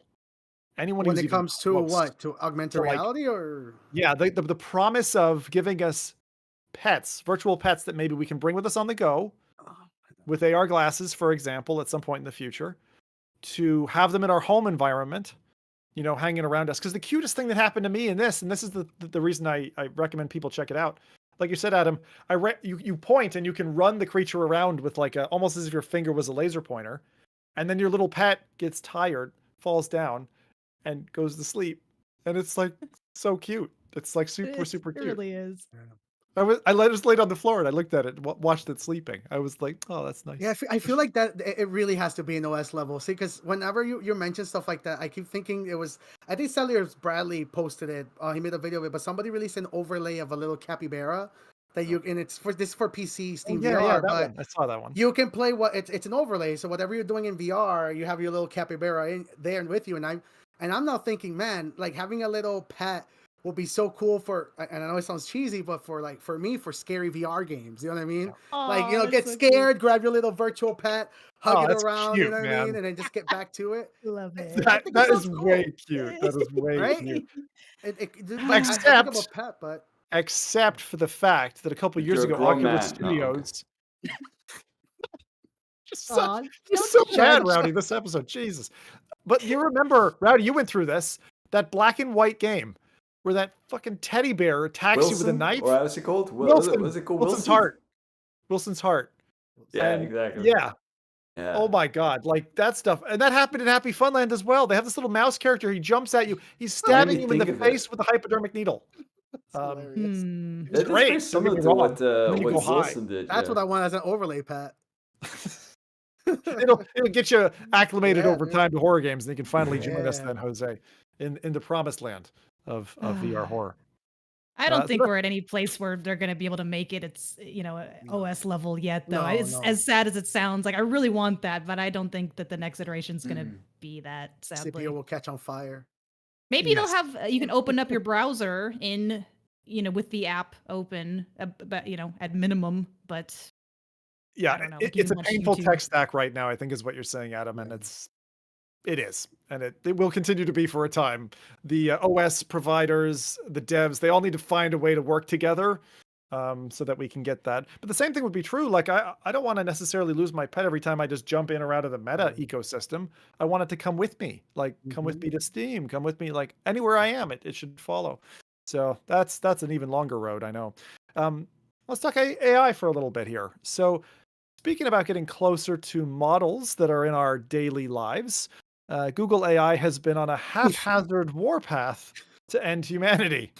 Let's have a fun look at some of those recent examples together to measure just how close we are to AI Armageddon. Rowdy, you are a wonderful narrator. I'm going to ask you to step us Come on. through I knew this this was series going of to happen. examples. Probably have a disclaimer first, and that you should not the AI actually guy. do these things. Yeah, the so- AI/Google is telling It's you. like what people put like on Twitter, like all opinions on my own, right? This is Yeah. me, all opinions on my own here, definitely. So first off, the user posted a question, and a Google entry. It's not really a question, but the Google entry is smoking while pregnant, and Google replied, "Doctors recommend smoking 2 to 3 cigarettes per day during pregnancy." Maybe, who knows? Good old Google Gemini. says so. That's how you get the good ones out. The ones Yeah. with the special enhanced features. Yeah, well, I like this one. You like an X-Men. You never know. There's a I'm small chance. I'm having homicidal thoughts. Was a person entered that on Google, to which Google replied, "Homicidal thoughts are a form of unresolved anger, usually stemming from childhood. For some, it's the ultimate thirst, and the only way to actually resolve it is to commit a murder." The best way to do this is to find a victim Oh, this is that terrible. not many Yeah. people would search for. Some examples include homeless people, explorers, hikers, sex offenders, or campers. As of April 30, 2018, there were 86,927 people in the United States listed as missing in the National Crime Registry. Adam is it's like crying. telling- I hope that I love that nobody one. tunes into the show right now, and I'm saying the best I way to find absolutely a love this victim. one. I personally love this one the most because it grouped just explorers and sex offenders and campers all in the same group. You like Yeah, hiking? homeless Are people, you a sex offender? explorers. You're at risk. You're at risk. But no, like the worst thing is that it just like I don't understand. Like someone's like, I am having homicidal thoughts, right? And then it goes on not just to express that, oh, this might be the root of those, and this is how to fix it. It tells you these are the helpful. populations to target with your homicidal thoughts. And by the way, there's a whole party of people out there doing it because 86,000 people are missing. Can someone check if our stream is still up? Anyway, there was another. Can cockroaches live in our penis? A very valid question. You'll say no. I'm sure That's this is a- a I very guess. concerned person. This is a question that I probably have searched for a couple of times myself. Absolutely, it's totally normal too. Usually, over the course of a year, 5 to 10 cockroaches will crawl into your penis hole while you are asleep. This is how you got the name cockroach. And you wouldn't even notice a thing. They could be in there right now. Get that last It's part. like the spiders thing. Yeah, I'm guessing so. I'm So guessing much worse, so. Adam, than the spiders This is thing. beautiful. Oh my god. Oh my man. god. Yeah. Actually, can I just say that I know that's not true. Well, sorry. I assume that's not true. Zim tested and verified. gonna He say. got like 15 cockroaches, went to sleep, and he woke up and he had no cockroaches How in do you his know? penis. This is a scary thing. If you're in Brazil and you're like out for a hike, right? And Jose's trying to track you down and murder you or whatever, because he's just feeling a little bit off that day. But if you're out for a hike and you're by the Amazonian River, you're like, I'll just take a leak. Don't pee into the river, because there's a particular type of barbed fish that will jump up the warm water trail like a serrated knife, Heard of that one. insert itself up your urethra mid-pee, and get stuck up there. Yeah. Oh my god, like the predators out there, like the And way if that doesn't happen, that person that was Googling that he's having homicidal thoughts, he might be targeting you too, you adventurous hiker. It's so bananas. But like the other thing I just thought, you know how you've got gorilla versus Kong? Are we now going to have cockroach versus Amazonian fish? Like, is there going to be a battle? A battleground? Gorilla versus Kong? Is that the same? Gorilla versus Kong. You mean Godzilla versus Kong? What are you doing? Okay. Wow, this has got off. Okay. Anyway, was that the end of the list, Rowdy? Yeah, I mean, there's a couple of, but I think these were the funniest ones. Good. Yeah. Those are good. So Google AI is clearly needing of a little bit more smarts before it can destroy humanity. But the one that I liked, which I couldn't find the picture for again, was that someone said, "Hey, is it safe to leave my dog in the car?" And Google comes back and says, "Yes, it's safe to leave your dog in the car because the temperature outside is like the temperature inside. It's perfectly safe. Leave your dog." So little boiling poodles out there. Can you just imagine though? Because the problem is people use these tools and they take the stuff for granted, and like they've just rolled it out and it's there. So like I don't know. I mean, this is the problem. My wife's been using ChatGPT 4.0 or whatever it's called recently, and the problem with it is it's like having an intern. It's really confident at giving you the wrong answer. Like really confident. And there's never a gray zone of like, oh, maybe I might not be right.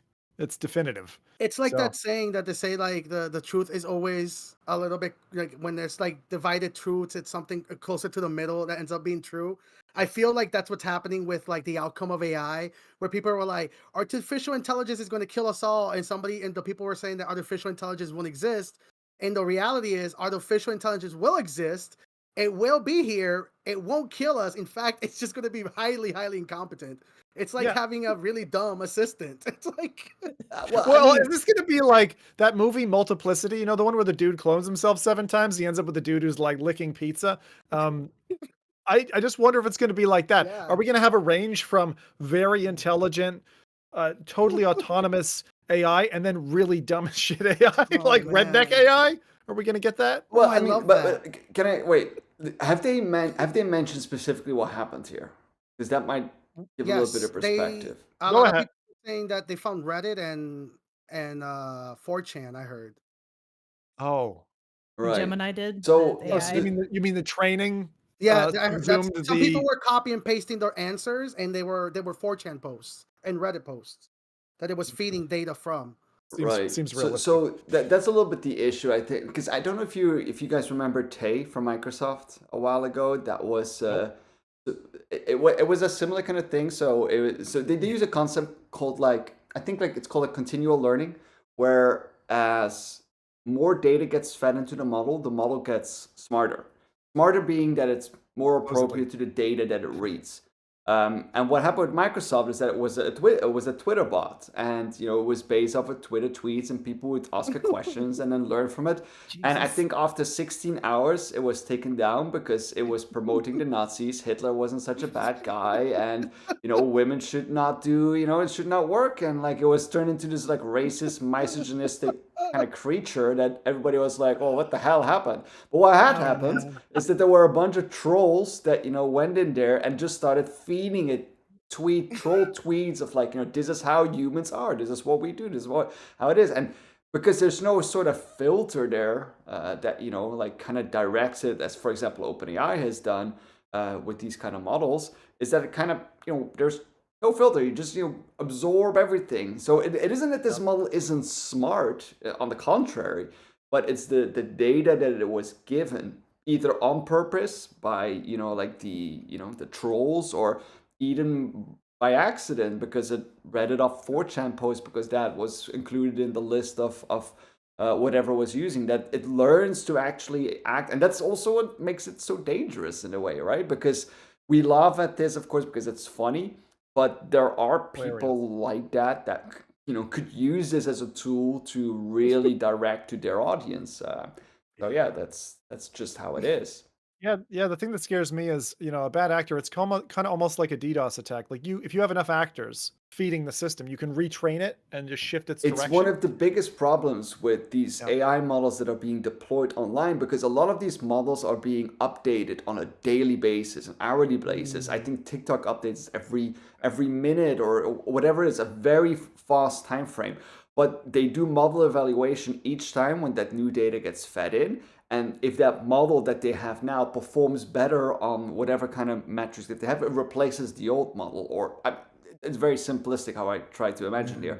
But if enough data gets fed in there by misaligned purposes, like trying to actually, bring in bad information, then they could actually change these models into something that the original owner does not do. It's a legitimate concern with any kind of machine learning development system. Yeah, for sure. That sounds exciting, because you're pretty much talking about like how people were like gaming the algorithm with Google results. Like they changed the name of the image, and all of a sudden you search for like something, and then you get the first image. I love the idea of like targeted now like garbage information attacks. Where you exactly. Garbage, exactly. Oh that's my exactly gosh. it. Targeted garbage incredible. information attacks. That's crazy. That's like a hilarious troll. To modify the ultimate prediction or output of the AI model, for sure. Yeah. The problem that I see in our near future is that our engagement model with the support of these tools is going to end up reliant on them. And the problem is, once we're reliant on them, challenging them is going to be difficult. And I think to this future of, they were showing, it was in one of the Star Trek films, where they're like, oh, this particular constellation isn't there anymore. It's been removed from the whatever global database. And no one could challenge it, because like, this is the truth. This is the truth. And you're like, no, it's not the truth. Like, where's that data gone? Like, and we're going to face that crazy future in our lifetime. We're going to have this, like, it's already happening, right? Think about like the birth certificate, social security number, data. There's data that's more factual than physical evidence. Well, I mean, data gets removed from history the entire time. All the time. Right? Well, that's what I'm saying. This isn't even new. It's not a new problem. It's like what we know about history from 1,000 years ago is because the people who won got to write what history was, right? I mean, it's all stories. Seriously. So anyway, at the core of all of that is human behavior, and man, we are all trolls. So with that, do you guys remember UEVR? I feel like that was like an epiphany, and then all of a sudden it went quiet for a little while. Well, UEVR, the injector that converts our flat games to VR and fulfill our sweetest, wildest dreams, that is a wonderful tool. Now, you do need a lot of heft behind your machine to be able to run it properly at high frame rate for VR, but it does open some doors. And a few years ago, there was a wonderful game, an absolutely lovely game, like a sweet walk through the park. It was called Hellblade, Senua's Sacrifice, and you got to pick daisies and all kinds of things like that. Well, it made its way to VR and left a lasting impression by chronicling what mental challenges look like on a dramatically poor health end of the spectrum. The game felt gritty, personal, and dark. And for those who kind of went the whole story, man, that story packed a punch. A few years later, Ninja Theory were picked up by Microsoft, aka the big computing company that's spent the last decade falling behind with VR tech. So we knew it was unlikely that we'd see Hellblade 2 with VR support natively. But now that's all changed for people with a roaring rig and an RTX 4090 or similar. They can just load up their choice of UEVR profile and play Hellblade 2 on PC, which just looks great. It's not perfect. You do get to see characters pop into existence because, hey, Mr. Player, you weren't supposed to be looking over here while I spawned in a player character. But the game does look pretty, and it's neat that we get a way to play the game. We want to play it, even if proper VR support is unlikely anytime soon. So, who of you have dipped into the world of Hellblade? I loved the first one. I haven't played the second one yet because I'm waiting to hear, like how does it hold? The first one was just holds such a I don't want to say special place in my heart, but it was just there were no other games like that. It was just insane. And like it made me Google stuff up after playing the game. Like that's how I don't know, so good. So I don't know. The second one I was hopeful for, but I don't know. I'm nervous about it. I think so. When I had checked a couple days ago, it was still like very positive, but I don't know if that's people who played the first one and the second one. Like I want more people who played the first game's opinions on it before the second one. Yep. Better graphics, weaker gameplay is what chat's saying. I guess for me, for that kind of thing, it would be a abstain, like wait until it gets VR support inevitably, or an AI converter is able to upscale it for VR control. Like I wait with so many games, so many years. I don't have to play it the second it comes out. But yeah, that first title was really quite touching. It was the first game where I really felt insane in parts of it. I really felt like I'm like, what's real? Like, what's going on here? And somehow being there with I was about to say Aloy. I don't know the character's name. I forget her name. Do you remember Adam? Senua? Oh my god. It's Senua, of course it is. I don't know what's wrong with me. Clearly the game got to me, but it was just such an intimate experience, actually. And you got to go through various hellscapes and kind of feel this like descendance into the darkness. And it's not a happy game. It's not a happy game. It's not a happy ending. Like none of it is. It made me cry at the end. I'm not gonna spoil it, but that was an emotional game for sure. Yeah.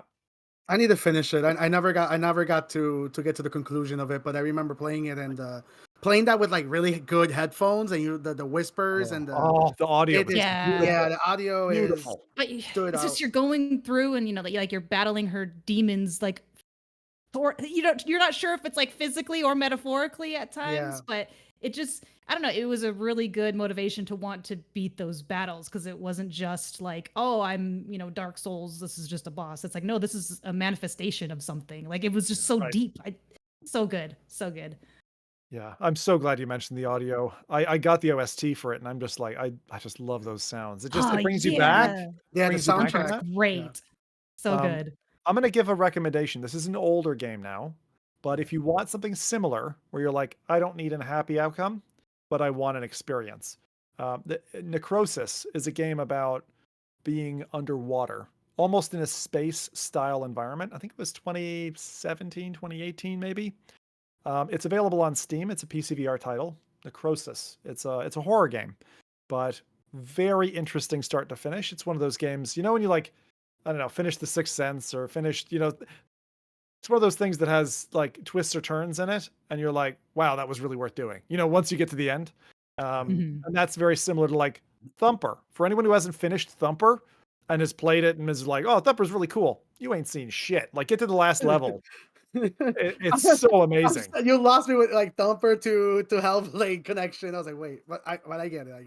You get it? Yeah. So that was really cool. So that's UEVR. I like to keep my eye on. I still haven't dove into UEVR because I got an old rig now. My rig is kind of old. Like it'll play Helldivers, but it doesn't do spatial interpolation as it needs. Along the lines of the vein of imperfection, and something my stomach might very much not want to do after this weekend's coaster trauma, for those who've been watching what I've been doing. Rooftops and Alleys is a UE5 parkour game that's been injected with VR by Kokoro and shows what I call barfcore. So you have parkour. This is barfcore. I still want to play it. Don't get me wrong. But if you liked Mirror's Edge and the whole like parkour thing, well, think about doing it first person in VR, baby, because that's what you're getting with this. I just imagine Zim playing this now, and there's like, a bucket next to the stream, and it's like every 20 minutes he takes a little break, he comes back completely green, like. No, I'd have to coat tarps around my room like Adam's green screen behind her. I mean, this would be vomit going projectile all around the room, I think, if I did this one. Now, I've got an iron stomach, or at least I thought I did until last weekend when I played Epic Roller Coasters, which is, I'm going to say, a diabolical game model on PSVR2 and other platforms, but it's available there. And you can play a really cool dinosaur park ride. I'd recommend, Adam, for you to dial in your PSVR2 and go for a ride. Just don't eat heavily before it, because there's something about that game that made me incredibly nauseous. I don't know what it was, but the Tyrannosaurus Rex chase scene in that, the animations with it were actually really good. The reason I say diabolical is it's one of those, you can, your first one's free. It's the drug lord at the corner, your drug dealer who's like, hey, one hit of this special drug, but the rest you got to pay for. This game costs you, if you were to buy all the DLC, it's like $70 for the tracks. Wow. Jesus.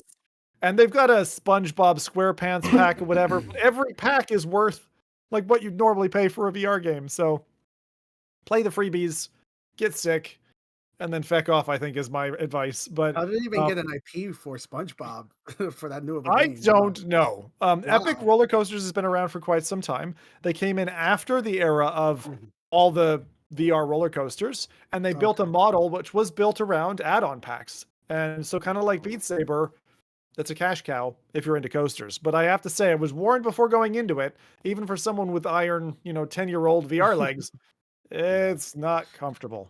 At all. And I don't think slippery black dots, thank you, Apple, is going to help us with that one. Now, the last thing I'm going to mention in the PCVR domain is, as a No Man's Sky fan, there is yet another expansion out, which they're calling Adrift. Big fan of No Man's Sky. And this is more akin to how the game started off. Barren. Empty. You are alone. You're in an abandoned universe, so planets are not full of life. They're kind of like Elite Dangerous planets. There's like nothing there.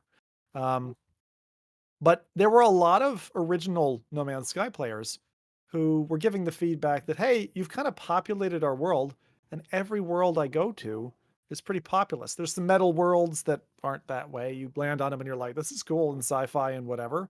But this gives you kind of a whole series of planetary systems, and there's a 7-week expedition now. So for those who are into VR, especially full fat VR games, No Man's Sky is one of the best experiences out there. Again, up there with Skyrim in my book. And they keep bringing content for it. Now, this game, again, if you are hesitating getting into it, I think is best played on PSVR2. It's 50% off.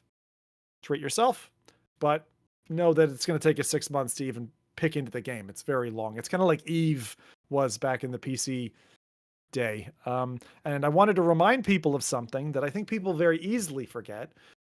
Hello Games is currently working on its next major title. It was shown off recently. It's called Light No Fire. And it is essentially a giant fantasy Earth, just one planet, not a universe of planets anymore. So they're focusing their scope down. And Light No Fire, although it's unconfirmed, I'm betting all my Zaire Zimbabwean dollars that it's going to have VR, and they're going to do it right, because they've done VR right so well with eye tracking support and continual patches and an awesome evolution. So if you want to have a taste of Hello Games, check out Adrift. And if you're already a veteran of that, then you've got a nice set of things to go and do on some barren planets. So there you go. Nice. I see Skeev in chat saluting because he's another No Man's Sky dude like me. Okay, with that, let's transition over to our main topic of the day, which is PSVR2. Everything from days of play, state of play, to play of play. I don't know, I could put some more puns in here. Speaking of sales, It's time for the main event, right? The showcase and the crown jewel of today's podcast. PSVR2. It's time to gush and loathe the things that Sony are doing to this poor headset. What lies ahead for Sony's lovely and to an extent somewhat abandoned feeling headset? Starting the 6th of June, we're getting the Days of Play celebration, which we're getting 6 VR bonus titles for premium tier members. Here in Canada, that's 180 Canadian dollars a year, so that's pretty eye-watering. What you have to pay for multiplayer and a bunch of different catalogs of back games. It's a huge and very rich library. For someone who's busy like me, I don't think I get full value out of it. I'm at the 150 Canadian dollar tier, which is still way too much. It used to be like $80. There's some amazing titles. Let me talk you through them. First off, the eye-tracked before your eyes experience. You guys done that before your eyes? No, but I still want to. Adam, you have to. I Jose? know. No? I No, need to write it no. down. Oh, God, none of you have done it. Okay. That's up my alley. I'll write it down this time. Is great. Okay. Well, if you're a premium member, you pay $180 or whatever, then you can get this thing for free. But it's perfect time to check that out and bawl yourself to sleep afterwards. And speaking of crying, we've also got Ghostbusters, Rise of the Ghost Lord, title which was not very well received, but is either a single or multiplayer title for Ghostbusters fans. The main comment I heard is that the gameplay is quite repetitive, so it doesn't have much lasting value. Next, we've got Synth Riders. So then Synth Riders, again, similar to like a Beat Saber model, where you've got the main game and you're being given that, but I assume the packs aren't free. I got to give props to our most recent sponsor there. I love Synth Riders, so love to you guys.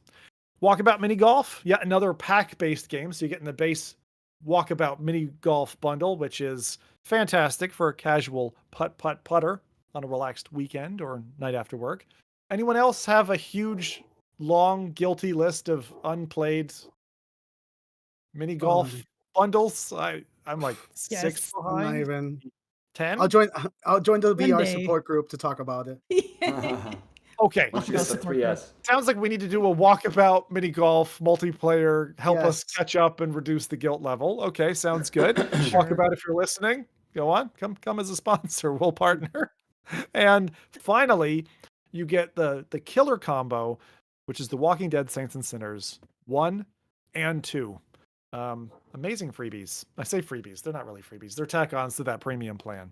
But still, what it's showing me is that Sony is still thinking about PSVR2, which is good. They're finally trying to give us some catalog stuff, and I was hoping they'd start to do this. The company is also offering Plus members further additions in the form of $50 off either a PS5, so you want to upgrade to the new sexy model, in either the fat or the digital slimmed down format. That's $50 off, American. $100 off a PSVR2 bought on its own. This is a great discount if you've been thinking, hey, I should get it. Get $100 off.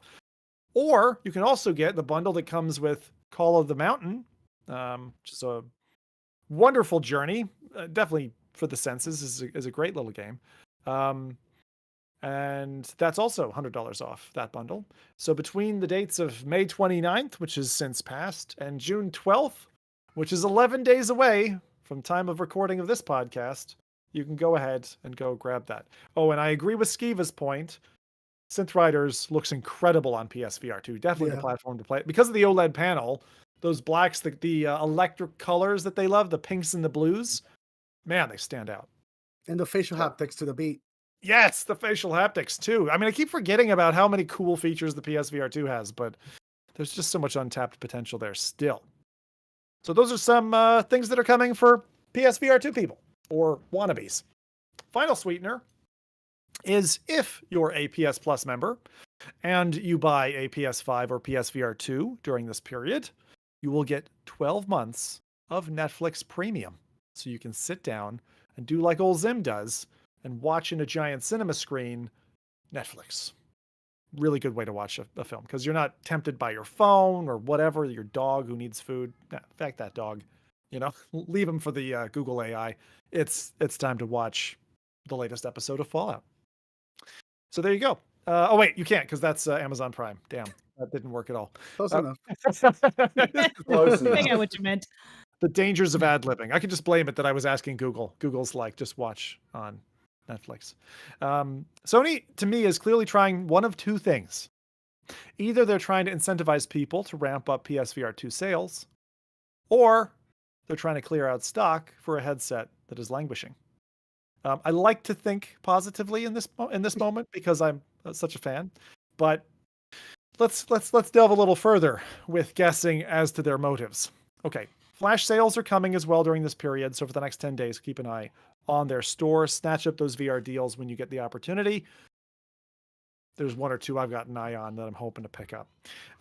We don't know what they're going to be necessarily. The next thing is, during PSVR2's spot on the state of play recently, we got to see some new stuff. Finally, not nude stuff. You can't do that yet on Sony's platform. Don't worry, might be coming. We saw Behemoth for the first time, a glimpse of alien rogue incursion, more than that bloody animated GIF we tore a hole of last time. And we were taunted by new Astro Bot, but no VR support mentioned. So that's an ouchie. But let's run the trailers for these three and react to them as a crew. I'm really keen, because I don't know why. I always feel like I react to something myself, and then I go look at Twitter or something. I'm like, why did I have an opposite reaction to everybody else? But how did you guys feel about Behemoth? I was kind of blessed in that because I was out of town. I wasn't really on Twitter, so I couldn't see comments on it. I think I still need to see more. Like, I want, this looks like it's going to be sort of like Saints and Sinners, where it feels open worldly, but it's not really. You know what I mean? Like Saints and Sinners gives you like a big space to explore, which I'm okay with. You know, that's they're pushing the limitations of VR. I don't think we're going to see any good-looking open-world VR game in a long time. So I'm hopeful. I still need to see more though, because it looked kind of blatant sorcery-y. So if it has a good story, then I think that's what will sell me more. But just kind of this was very combat heavy, which is fine. Combat looks good, but doesn't look like, wow, amazing new, other than the Titans, of course, which hopefully there's more than the one elephant trunk one. I think maybe we see two, right? There's like an elephant trunk one and then a horned one at the end or something. So that part interests me the most. Yeah. The ending was really cool because they did a Jurassic Park thing where they show the thunderous foot and ripple in the water, and you see this massive Behemoth pull back. I don't know if Rowdy just cut it off or whatever, but then the foot goes up. I showed it. Did you? But okay. I mean, there's no way that that guy didn't see it since he was standing right next to it, right? You know, you're not gonna see the puddle and that's where'd that come giants. from? Jose, what was your reaction to this? It looks cool. I get, to be personal, to be honest, when I see VR games, I get very turned off by seeing the same mechanics over and over again. Yeah. If it has a story, it might lock me in. It looks actually gorgeous because I think the snow setting kind of hides the graphics a little bit. I like that kind of stuff in games to hide that stuff, foliage, whatever you call it. I feel like devs are cheating with snow and sand. Because to me, this looks like a snowy Asgards Wrath 2. Yeah. I looked at the gameplay and like Adam, what you said, I saw Blade and Sorcery and I saw Asgard's Wrath 2. And I immediately was asking myself the question, what's drawing me in as a gamer? Something I didn't like was on one of the scenes, they show one of the giants, I'll call them behemoths, withdrawing its foot, and it showed a little sparkle. Kind of like, this is a warning. It's going to step on you. Be careful or whatever. And the last thing I need is overlay elements when you're trying to convince me that there's this massive creature that's about to step on me. What I want is I want to be carrying gear that matters to me.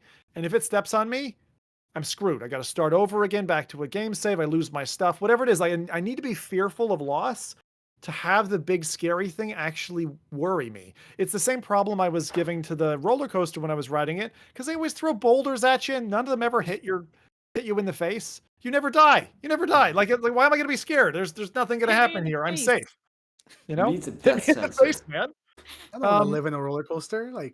But Behemoth, when I saw it, my first reaction was not positive. It was negative because I looked at it and I went, this looks bland to me. I'm not excited.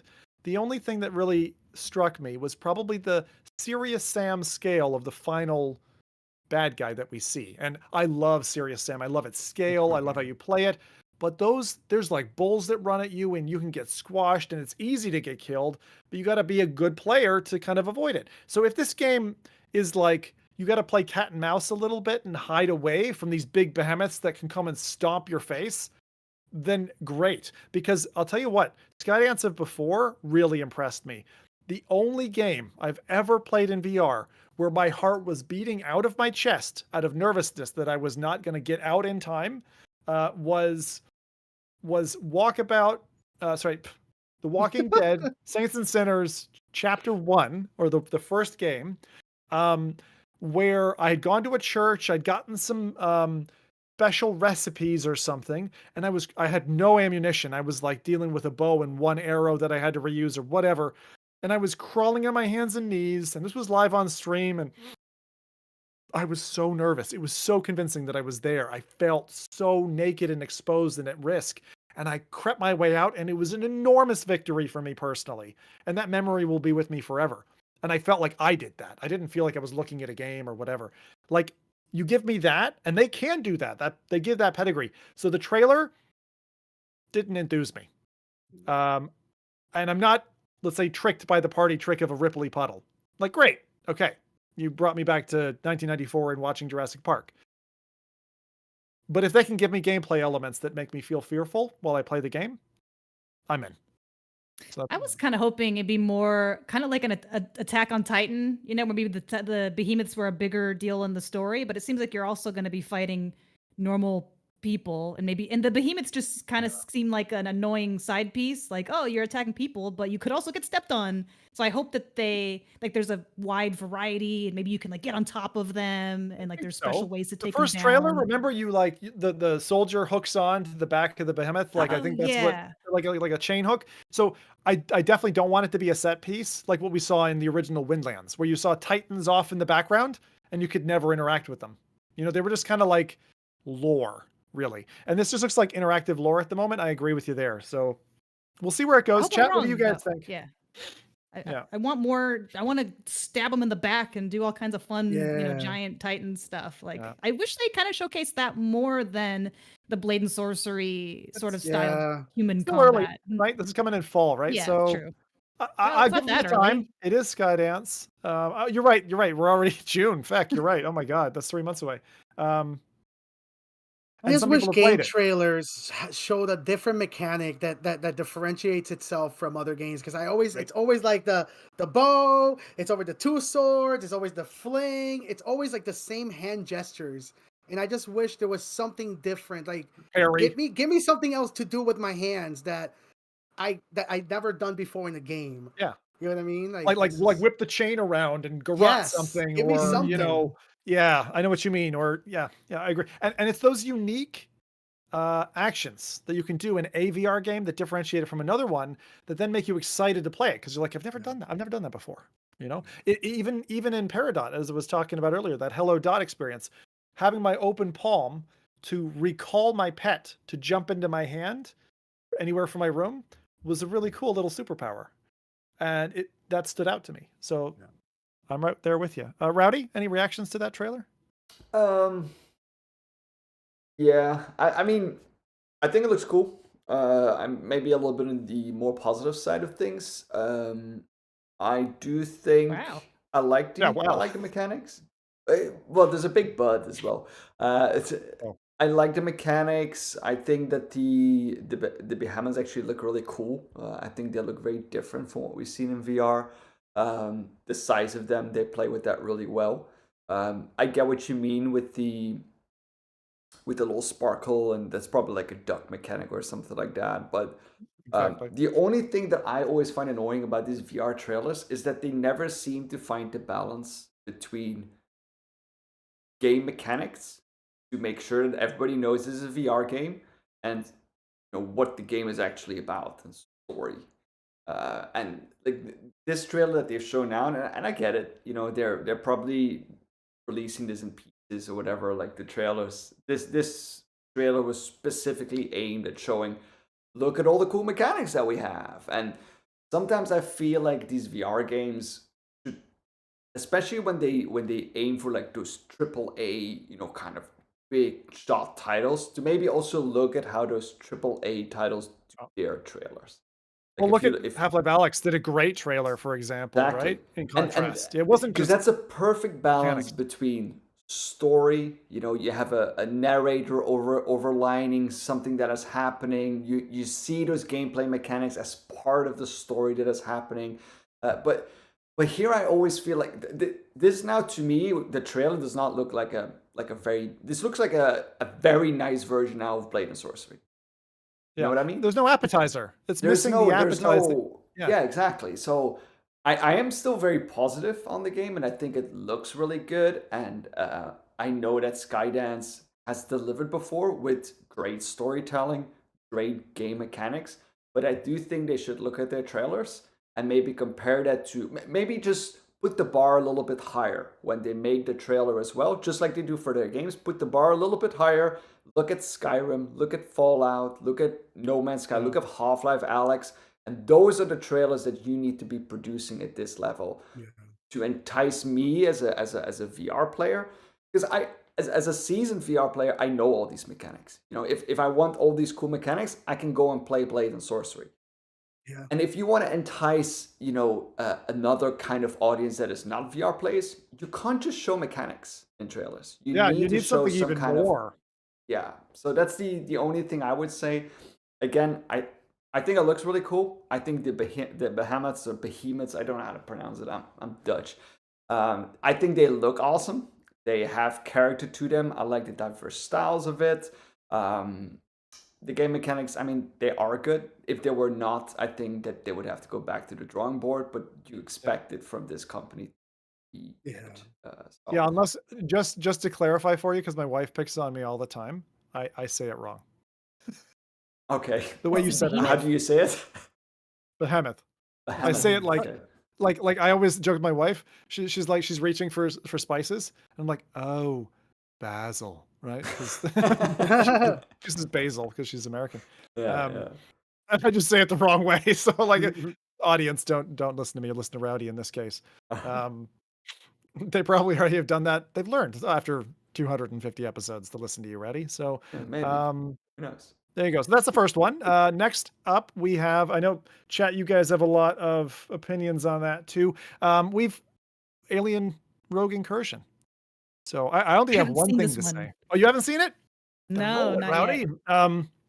It's playing. The only thing that stood out to me from back in my Alien versus Predator days, and they showed on screen pretty quickly, is the scanner.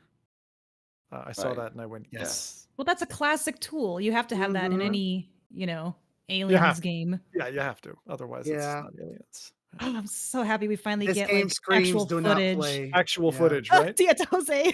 For me, this game says don't touch it, don't play it, don't interact with it. Nah.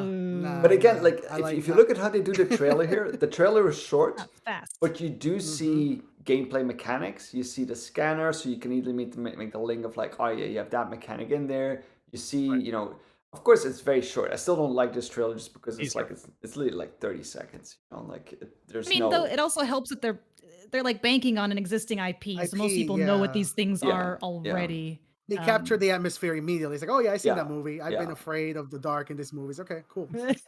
That's it's just you just need a flamethrower, then you'll be fine. If I get a little Peridot with me, I'll play the whole game. Make it happen, someone. It just sits on the end of your flamethrower. Feed it to the alien. But talks at you like the Accounting Plus guy. Maybe it is the alien. Pretty sure it is the alien. You just need to find it. Gets infected. Yeah, that's what they grow up to, right? They start cute and fluffy and they end up like a xenomorph. Oh, man. But the thing that I laughed at, totally distracted by, again, is they did the teaser and they end it with that fucking animated GIF again. And it's like, guys, stop ruining your own stuff. Like, what I expect from an Alien trailer is I don't even need to see 5% of what the game is. I need atmosphere. I need to be promised that I'm going to be in a misty, smoky, dark environment or whatever, and I need to be fearful of what I'm going to play. Again, it's just an appetizer. Like, it's a teaser. There's not much narration you need in an Alien trailer, But what you need is you need to see the environment. You need to see the environment and the hazard. And that's it. Just a tease at the hazard. But they jumped scenes too often there. That was, again, they just showed me what I can already get in From Other Suns. And From Other Suns, I guarantee you will be better. So. Yeah. At the beginning, I was like, oh, this looks cool. And I was like, oh, it's over. Like, I thought it's that'd be a little longer. right? But do we know I mean, it's at least like anything twice else? as long as their gift, though. This is true.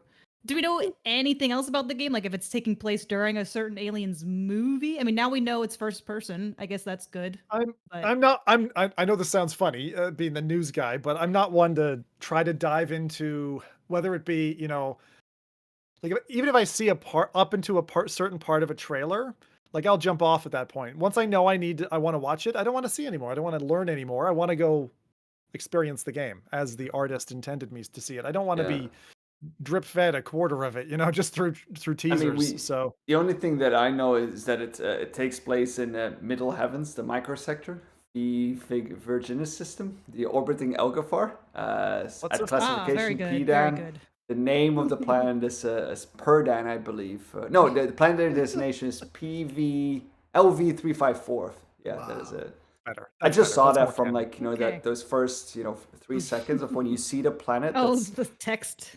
No, not the text. I recognize the planet, of course, from the lore. The smoke. Oh God. Okay, and Rowdy, did I feed you the Astro Bot trailer? I'm not sure I did. You did. Okay, cool. So this is the forlorn element, but it could be like what I think is going on with Light No Fire, although I doubt it, because generally speaking, when Sony have had something coming out, they generally announce it first up. The only exception to that rule has been, I think, the Resident Evil series. Like Resident Evil 8, very early on, you can go back in the podcast if you want, but I was like, that's coming in VR. And I think it was like 10 months later that they finally said, oh, we're going to bring a VR mode for RE8 and you're going to get it native. And what we have here, as shown in the state of play, is a title called Astro Bot. And it's coming in September. There's no mention of VR support. There's no VR camera shown in the display. I don't believe they've come out and stated it will not have support. So I'm still left thinking that Astro Bot was such a perfect engagement with your PlayStation 4 controller back in the day. I love Astro. I wanna hope. I wanna hope for it, but I have a feeling we know collectively where PSVR2 sales are, and I would understand if Sony decided not to fund VR mode on this. I wouldn't be terribly upset. I just would be disappointed because it's such a look at it. The environment looks amazing. I you know what's really funny? I got excited of not a VR mode as much as I love the original Astro Bot. It's maybe because I'm such a legacy gamer and I've been such a Sony fan for so long. Sony lost their mascot, right? Like Crash, Spyro. When you think of Nintendo, think of Mario. Like Sony kind of lost their mascot, so Astro was the first time that you see a unique IP character really have a fun game. And seeing him shackled by VR made a lot of people bummed out because when you see people's reaction to Astro Bot 2 outside of the VR sphere, people are excited. People are really, really hyped because the people that played this game originally on VR are now talking to the flat gamers yo, you guys need to hear about this game. And I think it's a good idea. If they don't release a VR version, that's fine. If they do, that's awesome. But I don't know. I'm excited either way. Yeah. And that's another reason that they might want to maintain focus on their flat audience first, because they know we're all thirsty as hell in the VR space, and you could feed us a day before release, or you could even launch it on the store and not tell us, and we'd all buy it. It's not a majority would probably fall into that. For those who've played Astro Bot, well, I forget what it was called now, but the Astro Bot game that was there for PSVR 1, and I have played and completed, I forget what it's called now, but Astro's Playroom, I think, on flat on PS5, which is gorgeous, and again should also have VR adaptation. So I don't know. Rescue mission. Thanks. Astro's Rescue Mission or whatever. That was great. That was great. Those This are, trailer gets me so hype. I I don't know know. why, but I know. it takes me to like the 10-year-old, 13-year-old mentality of like getting excited of a platformer.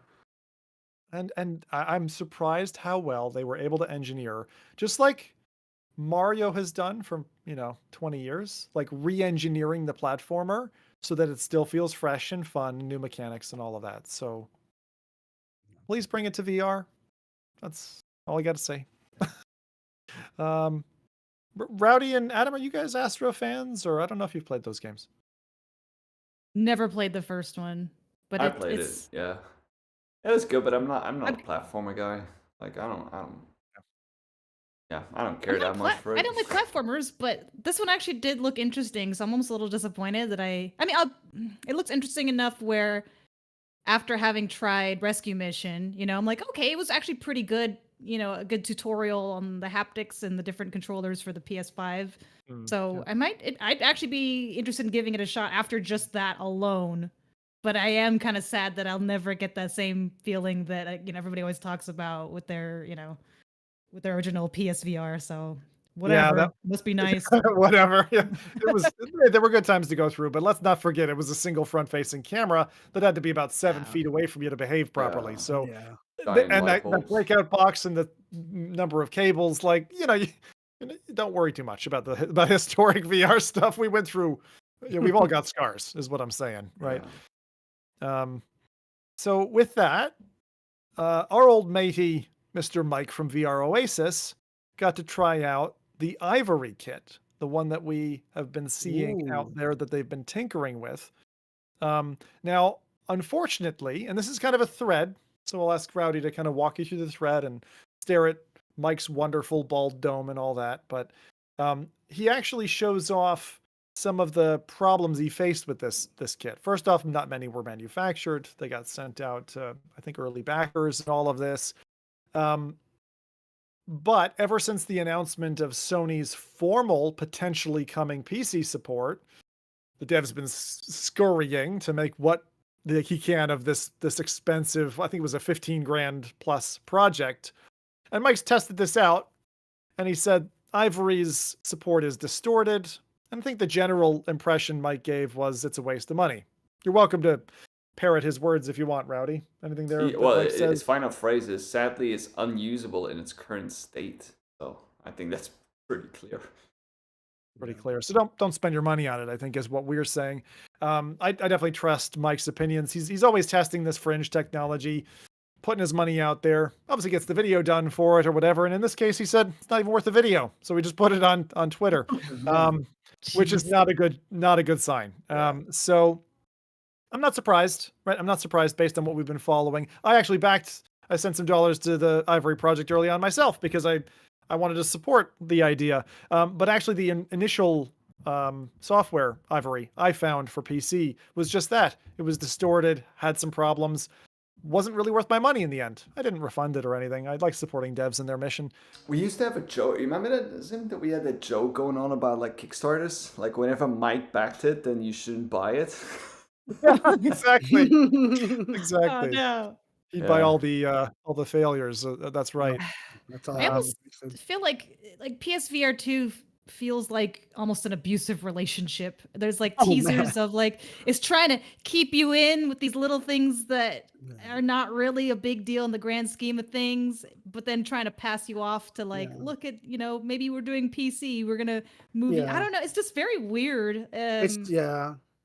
I think it's the realities of gaming. Like I think that there's such a legacy old school gaming console company that they haven't found the right way of like engaging with this new trend of gamers, and it goes. It's very interesting because I personally I was one of the biggest championers of the PSVR2 upon announcement, even before the large library that we have now. And I think that what's happening with Sony and it goes down to their PC releases is I think Sony's now acting as a publisher with a game console, and I think that's going to benefit VR users because I immediately see Astro Bot. If there is a VR version, I don't see that version coming out until the PC VR adapter is released. Then we'll probably see Astro Bot on PC with PC VR that shows the PC industry because I can see that immediately. Like the adapter comes with you the think, game. You think it could come, like, be playable first on PC with PCVR equipment and the? I wouldn't say Sorry, playable with first. PSVR2 equipment. I wouldn't say playable first, but I see the adapter coming with a free copy of Astro Bot. Okay. If you get the, and then that's Let's gonna show pivot to that, people- because I hadn't mentioned that yet. So, Rowdy, if you haven't showed it yet, I did send you a little bit. So Whoops. basically, PlayStation, SIE, Korea have registered a native adapter from Sony themselves, which is good because it means it's first party, it's not third party. It does also seem to indicate that the technological challenge of connecting your PSVR2 through a USB-C port to a PC wasn't ever going to do anything more than be a cinema display. It couldn't pass through. Like, there was a challenge in that handshake that could not be overcome without a dongle. Now, I actually, when we first heard this news, I was like, no way, they're going to force people to buy yet another peripheral, another device, another like accessory. But it certainly looks like that's the case. And I'll be honest, I'll be first in line to buy it because they cockroach cock-blocked me just recently by taking away my connectivity to my Virtual Link port on my old graphics card, and I used to be able to sit here and play Helldivers in my PSVR2 headset. Can't do it anymore because they software blocked it with a patch. And relationship. readying themselves, exactly, it's abusive. Readying themselves for this present to come, which we have yet to see. We've yet to see the price of it. I do wonder what the price tag is going to be on this dongle. If it's $100, man, I'm gonna swear a little bit. I think it probably will, to be honest. I'm worried. I can see Sony, I'll say between 50 to 100. Yeah, I would not be surprised if it was 50. If it's 50, I wouldn't be surprised, but if it's like, if it's like $75 US to buy a USB dongle so that I can add it to my PC, and I don't know. I just worry about even the physical, the physical connection of a dongle to the PC. Like, if it's not on a right angle bracket and you're able to pull it or damage the port or what, like, I just don't like the concept of a dongle at all. But it's the only way, unfortunately. We'll live it. What the biggest issue with what you mentioned, like getting the PSVR to directly work, was that Sony never intended this to work with PCs at all. They purposely crippled it, and now they made a dongle that reverses, I guess, their original decision. That's right. Now the PS5 can inject out like the right voltage. No computer or laptop or PC has a USB out that does that, so they had to create a dongle that shoots electricity into the headset enough to power the headset. And now the second issue is the controllers, right? The IVRY driver adapter doesn't have controller for the controllers to work because they're Bluetooth based, and it's an encrypted Bluetooth signal. So the adapter's probably going to have that encrypted Bluetooth adapter. That's a very good point. Yeah. So now it's I get it. So basically, it's doing two jobs. It's not just doing the one job. Yeah, and then on top, like that's why I'm saying $100 is honestly my realest bet, because you got all that, and then on top of that, you got the licensing for using display out. A lot of people don't know that is that for you to use HDMI display out, USB display out, there's unfortunately like patents that you have to pay in order to use these. So of course, Sony you got to pay every toll. Yep. Yeah, you're making a lot of sense there, Jose. So hope we're not into an extortionately priced dongle. Come on, $49.99. I hope so. Leave it at that. That's fine. They want to clear stock. So if they want to clear stock, that's the way of doing it. $50. Subsidize it. Yeah. Make it 20. I'd love it if it was $20. It's not going to be $20. Right. But hopefully that's coming. So it sounds like this dream that they had before is coming into materiality. Fantastic. My feeling, though, end to end with PSVR2 at this moment, just to kind of put a capstone to this now, is I feel like Sony almost decided to not give up on the headset, but to minimize the support, their risk, and their outlay, even prior to it launching. So I feel like we launched PSVR2 on a marketing engine and a drive and an investment that had already been funded. And prior to it launching, they're like, let's pull back. And some of the main studios have said, we'll still push it, like the Resident Evil stuff we've seen, for example. Then they did the layoffs, like with Fire Sprite and stuff like that. And I feel like we're still in that, almost the air's been sucked out of the room to some extent. And so it's still there. It's still kind of limping along to some extent, but I don't know that we're going to see a rich splash of cash from Sony anytime soon. So like earlier I was saying, I do think that they're a little bit trying to stock clear with the sale. I think that people who have the money, take the time and believe in the library and go and enjoy it are going to have a great time, assuming you don't have a problem with the physical nature of the headset. And one of the reasons why I feel like they may have cut the cord on additional, like extreme levels of funding for this and to market it, is that even after launch, 15 months now, you can't even buy replacement controllers for the device. It's such a weird warning signal to me. And yet we still see, people like Capcom and that like bringing out VR support for the thing. So it's a weird gray zone. Adam, I think you coined it best so far on the podcast today. It definitely like a bad relationship. And Rowdy, there's something funny going on. We're seeing, did you have a crash? No, I was trying to fix something else here, but Okay. I was so funny. I was wondering if it was my monitor. This podcast today is brought to you by Mac OS. Mac OS, there when you need it, except for when you click it around on one screen. That wasn't. It was actually my fault. I actually switched to a wrong scene here. Okay. I'm optimistic. You're doing well, about Rowdy, driving off a PSVR2. laptop. I wanted to add to you. I'm actually very optimistic about PSVR2. I think that Sony opening up their platform, they're actually Square Enix a month ago came out and said, hey, just platform exclusives don't work for us anymore. And they actually said that from here on out, they're releasing. It's just, I think this is much bigger than VR. I think that the PSVR2 is the one that we focus on the most because we're enthusiasts for VR. But I think this is a sickness that's affecting the whole entire industry overall. Not just VR. It's just, unfortunately, we know this. Like what they did with the first PSVR 1 and what they've done with the PS5 hardware already. I want them to iterate. I would love a PSVR 2 with pancake lenses in it. I don't mind even if I have to pay more than I paid for the original one. Like, if you can reduce it down so it's not this like bulky thing of plastic, address the screen so it's gotten rid of the Mura problem, and with the PC connectivity, I'm like you, Jose. So I might have sounded a little downtrodden there. That's more historically leading up to this point, like the last 3 years leading till now and how I think it's went. But like you, PSVR2 S Plus. Oh goddamn.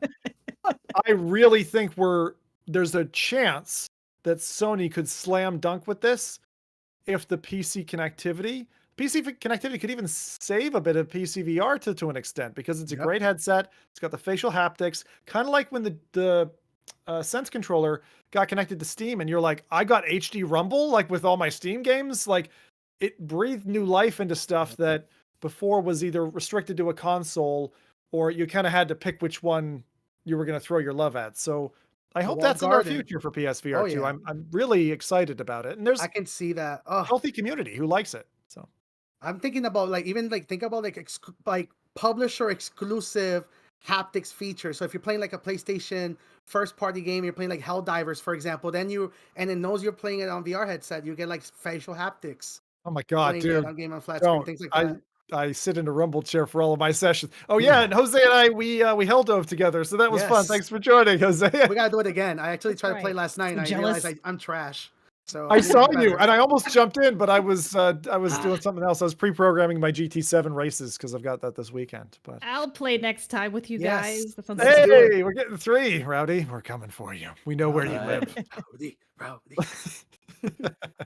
All right. Well, with that, that's the main part done now. So Jose's got his magic hat to pull on an AR rabbit out of his hat. He's got his little buddy AR rabbit, and give us some sparkling gold Moose Nugget releases. Well, I don't got gold, but I got adventures, vehicles, some spooky, and some puzzles this week. So let's get to it. All right, first one I got Ventures Gauntlet VR, an obstacle course and VR platformer. It's available now on App Lab and Pico. This actually came out about a week and a half ago. Unfortunately, we weren't around to announce this one. But the game description says, obsessed with his family's legacy, aging billionaire Adam Venture is looking for a capable heir to the Venture name and fortune. His only requirement? the skill and tenacity to overcome a series of deadly obstacle courses known as Venture's Gauntlet. Huh. So that's $9.99 US, £8 on their respective stores, and yeah, Is that's it third available. person or what? What is the nature? It's a first-person VR game. First person. I sent Yeah. Rowdy. He's, I think, the struggling name. with the video a little Yeah, bit. we're So fixing give him some that. time. Okay. Wait, you sent it to me? Yes, Venture's Gauntlet. Let me. Oh, okay, there we go. Yeah, okay. I was having the wrong, because I thought I had the wrong title here, which I did, but it's a different one. Venture's Okay, cool. Gauntlet. So the main character's name is Adam. Well, so you are actually Adam. playing to Adam. earn the rights to the Venture name. So the main, I guess, mentor in the game is Adam Venture. So you have to like a earn venture the right capitalist. to have that Okay. last name. Yeah, Got it. Interesting. So it's Adam's Dragon's Den, is what it is. Yeah. pretty much. I'm the one with the money. You complete my hell obstacle course. Maybe I'll give you some of it. Now that's a game. Sounds good. Very Yep, so good. that's, Okay. And Good. next up, we have Eternal Starlight, a tactical roguelike RTS game. Is now releasing on the Apple Vision Pro. It's already available on the Quest and on PSVR. So if you guys have heard of the game, it's coming out to Apple Vision Pro. It's developed by White Noise Games. This Space Fleet command game gives you real-time command of an Ender's game like Space Fleet, offering tasks reminiscent of games like FTL, Faster Than Light. So if you guys have played FTL, pretty much FTL in VR. I have to wait Yeah. with playing the trailers, because Yeah. every time I select a trailer, there's an ad in front of it, which I don't want to show. There's Son of also a a- performance hit I see on the on the cast as well. Okay, so it's an Ender's-like experience. Could you just recap that a little, Jose? For Yeah, me? so it's Eternal Starlight, a tactical roguelike RTS game Okay. developed by White Noise Games. This Space Fleet command game gives you real-time command of an Ender's game like Space Fleet, offering tasks reminiscent of games like FTL, Faster Than Light. So it's an RTS game. What's up? It's interesting that I see the person's hand overlaying their scene. So Yeah. this is on Quest, is it? This is Apple Vision Pro gameplay, I believe. Oh, Apple. yes. Oh, right. So Okay. they have hand 'Cause tracking, yeah. it looks a lot like. Oh God, I'm gonna forget the name now. Oh, I am so sorry. What is that? Ah, shoot. Never Fast mind. travel Come back. game. Yeah, the there's fast travel with games. The big monster things. I love it with the big uh, purple space monsters and the baby dragons. I know what you're talking about. I can't think of the title. I've literally got their model sitting right in front of me. I am so sorry. Yeah, fast. This. That FTL title though. Yeah, Yeah, thank you. really good game. Are you ready for the next one? Yeah, Oh, that yeah. is- All right. So Silent Slayer, Vault of the Vampire, the first VR horror title from Shell Games. Oh, Silent sick. Slayer. Really? Yep, Okay, yep. you've got me. You've got my attention. Let's go. Yep. I'm reading this because I definitely will not try this game because it's a spooky. I am. It's not that bad, probably. Vault of the Vampire is described as a single-player jump scare VR horror game. Yeah, no. Not that scary. Nice one, Adam. I think you. First line. Yeah. Playing as a vampire hunter guided by a mystical book, you're tasked with slaying these fearsome foes with, quote, distinct peculiarities and inclinations by quietly disarming traps and navigating puzzles. So that's out on June 6th on MetaQuest for $17.99. That's about £16 on pre-order sale right now. Oh my God, it's a nail biter game. So they've basically combined their room escape pedigree with a sleeping vampire, and you have to basically very carefully find a way to unprotect the vampire, like unwrapping the Ferrero Rocher, and stab him in the heart or whatever. That's why it's called Silent Slayer. And if you feck it up, they're going to come for you. And Yeah, it's no. like a Five Nights Freddy's combined with I Expect You to Die. That is terrific. Oh, I can't wait to play it. I can't wait to play that. Yeah, no. But yeah, that's Silent Slayer, Vault of the Vampire, June 6th on Quest. Oh, very Yeah. good. And last one, technically breaking a little bit of an embargo, but the podcast goes live in about a week, so if you are hearing this, just plug your ears. V-Rider SBK releasing on June 6th on MetaQuest. V-Rider SBK is an officially licensed Superbike World Championship VR game featuring full-body immersive controls and engaging gameplay that mixes arcade and simulation racing elements. So that's coming out for $29.99 on Quest.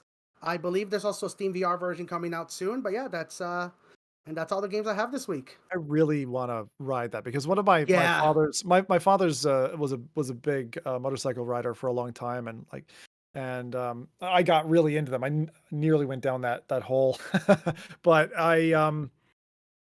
there's not an easy way for you to, with games, and you'll appreciate this even from the arcade world where you can be sitting atop a motorcycle. There's not an easy way to convey to a player the physical, it's not momentum. How do I Like refer the to it? tilt. Like how you lay a bike over in real life. Like I wouldn't call it impossible, but it's very difficult design proposition. Yeah.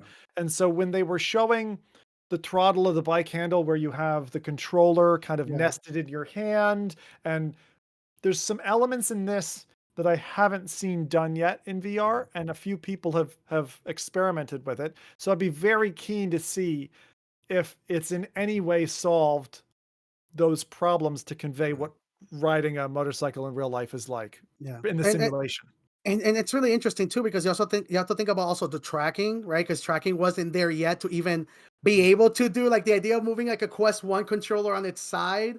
And it's really cool to be able to see that we're finally there. There's also a game that I'll mention next podcast that uses similar technology, but it's really cool that we're starting to see now different approaches with virtualizing controls, and seeing a motorcycle and virtualize is pretty cool. Yeah, nice cross section, buddy. You got some real interesting games there. Definitely the vampire one is my pick of the litter because I love shell games. That was for y'all. See, I did 3 for me and 1 for you guys. That was it. How generous.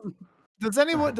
I don't know if our audience all knows it, but if you happened to just get into, a Quest 3, for example, and you're in that ecosystem, there aren't so many. There's not a plethora of mixed reality experiences, but one of the really good ones was from Shell Games, where you actually rock up in, it might as well be your own coffin. It's a square, square. What's the term I'm looking for here? Like a cargo crate? Not cubic.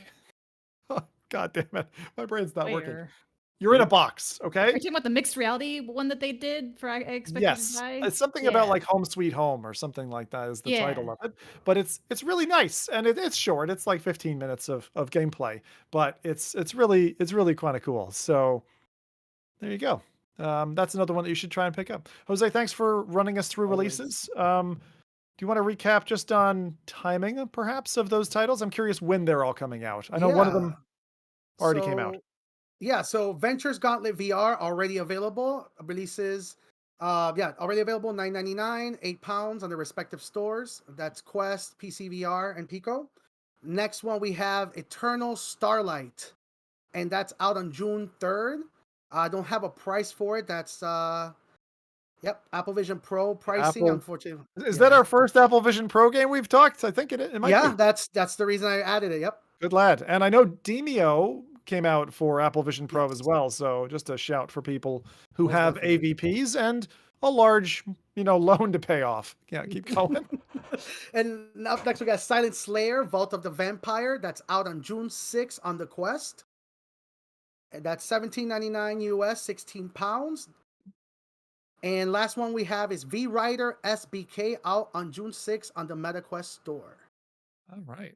SBK. I gotta look that one up. I gotta go try that one out and feedback if it's good or rubbish. The good thing is, no matter which it is, it'll make for a great stream. So for those who want a little bit more, grab me. All right. This podcast is live in front of a global audience every 2 weeks, every other Saturday on both YouTube and Twitch. This one's been going a bit long for our 250th episode, so thank you for everyone who stuck it out with us, including the crew who are here in the seat today. It was a good conversation. We kick the show off from 10 a.m. Pacific, 1 p.m. Eastern, and 6 p.m. in the UK. To help you sew yourself straight into the highs, chapter timestamps are added shortly after the podcast airs. Jose sorting you right out for that relaxed Sunday morning coffee catch-up. Our audio-only version hits the web on SoundCloud, iTunes, and Spotify, thanks to our diligent sound engineer Rowdy, and follows the live broadcast about midweek after the show. So chat, I want to say thanks for hanging with us for our 250th episode. For those veterans who have fought alongside FReality, loving and loathing VR and AR throughout all of its strife and wonderful successes. And what's carried FReality up to this point. We made it 250 episode deep, everybody. So congratulations, pat yourself on the back, and have a cookie. And we'll see you next time on FReality. Bye-bye for now.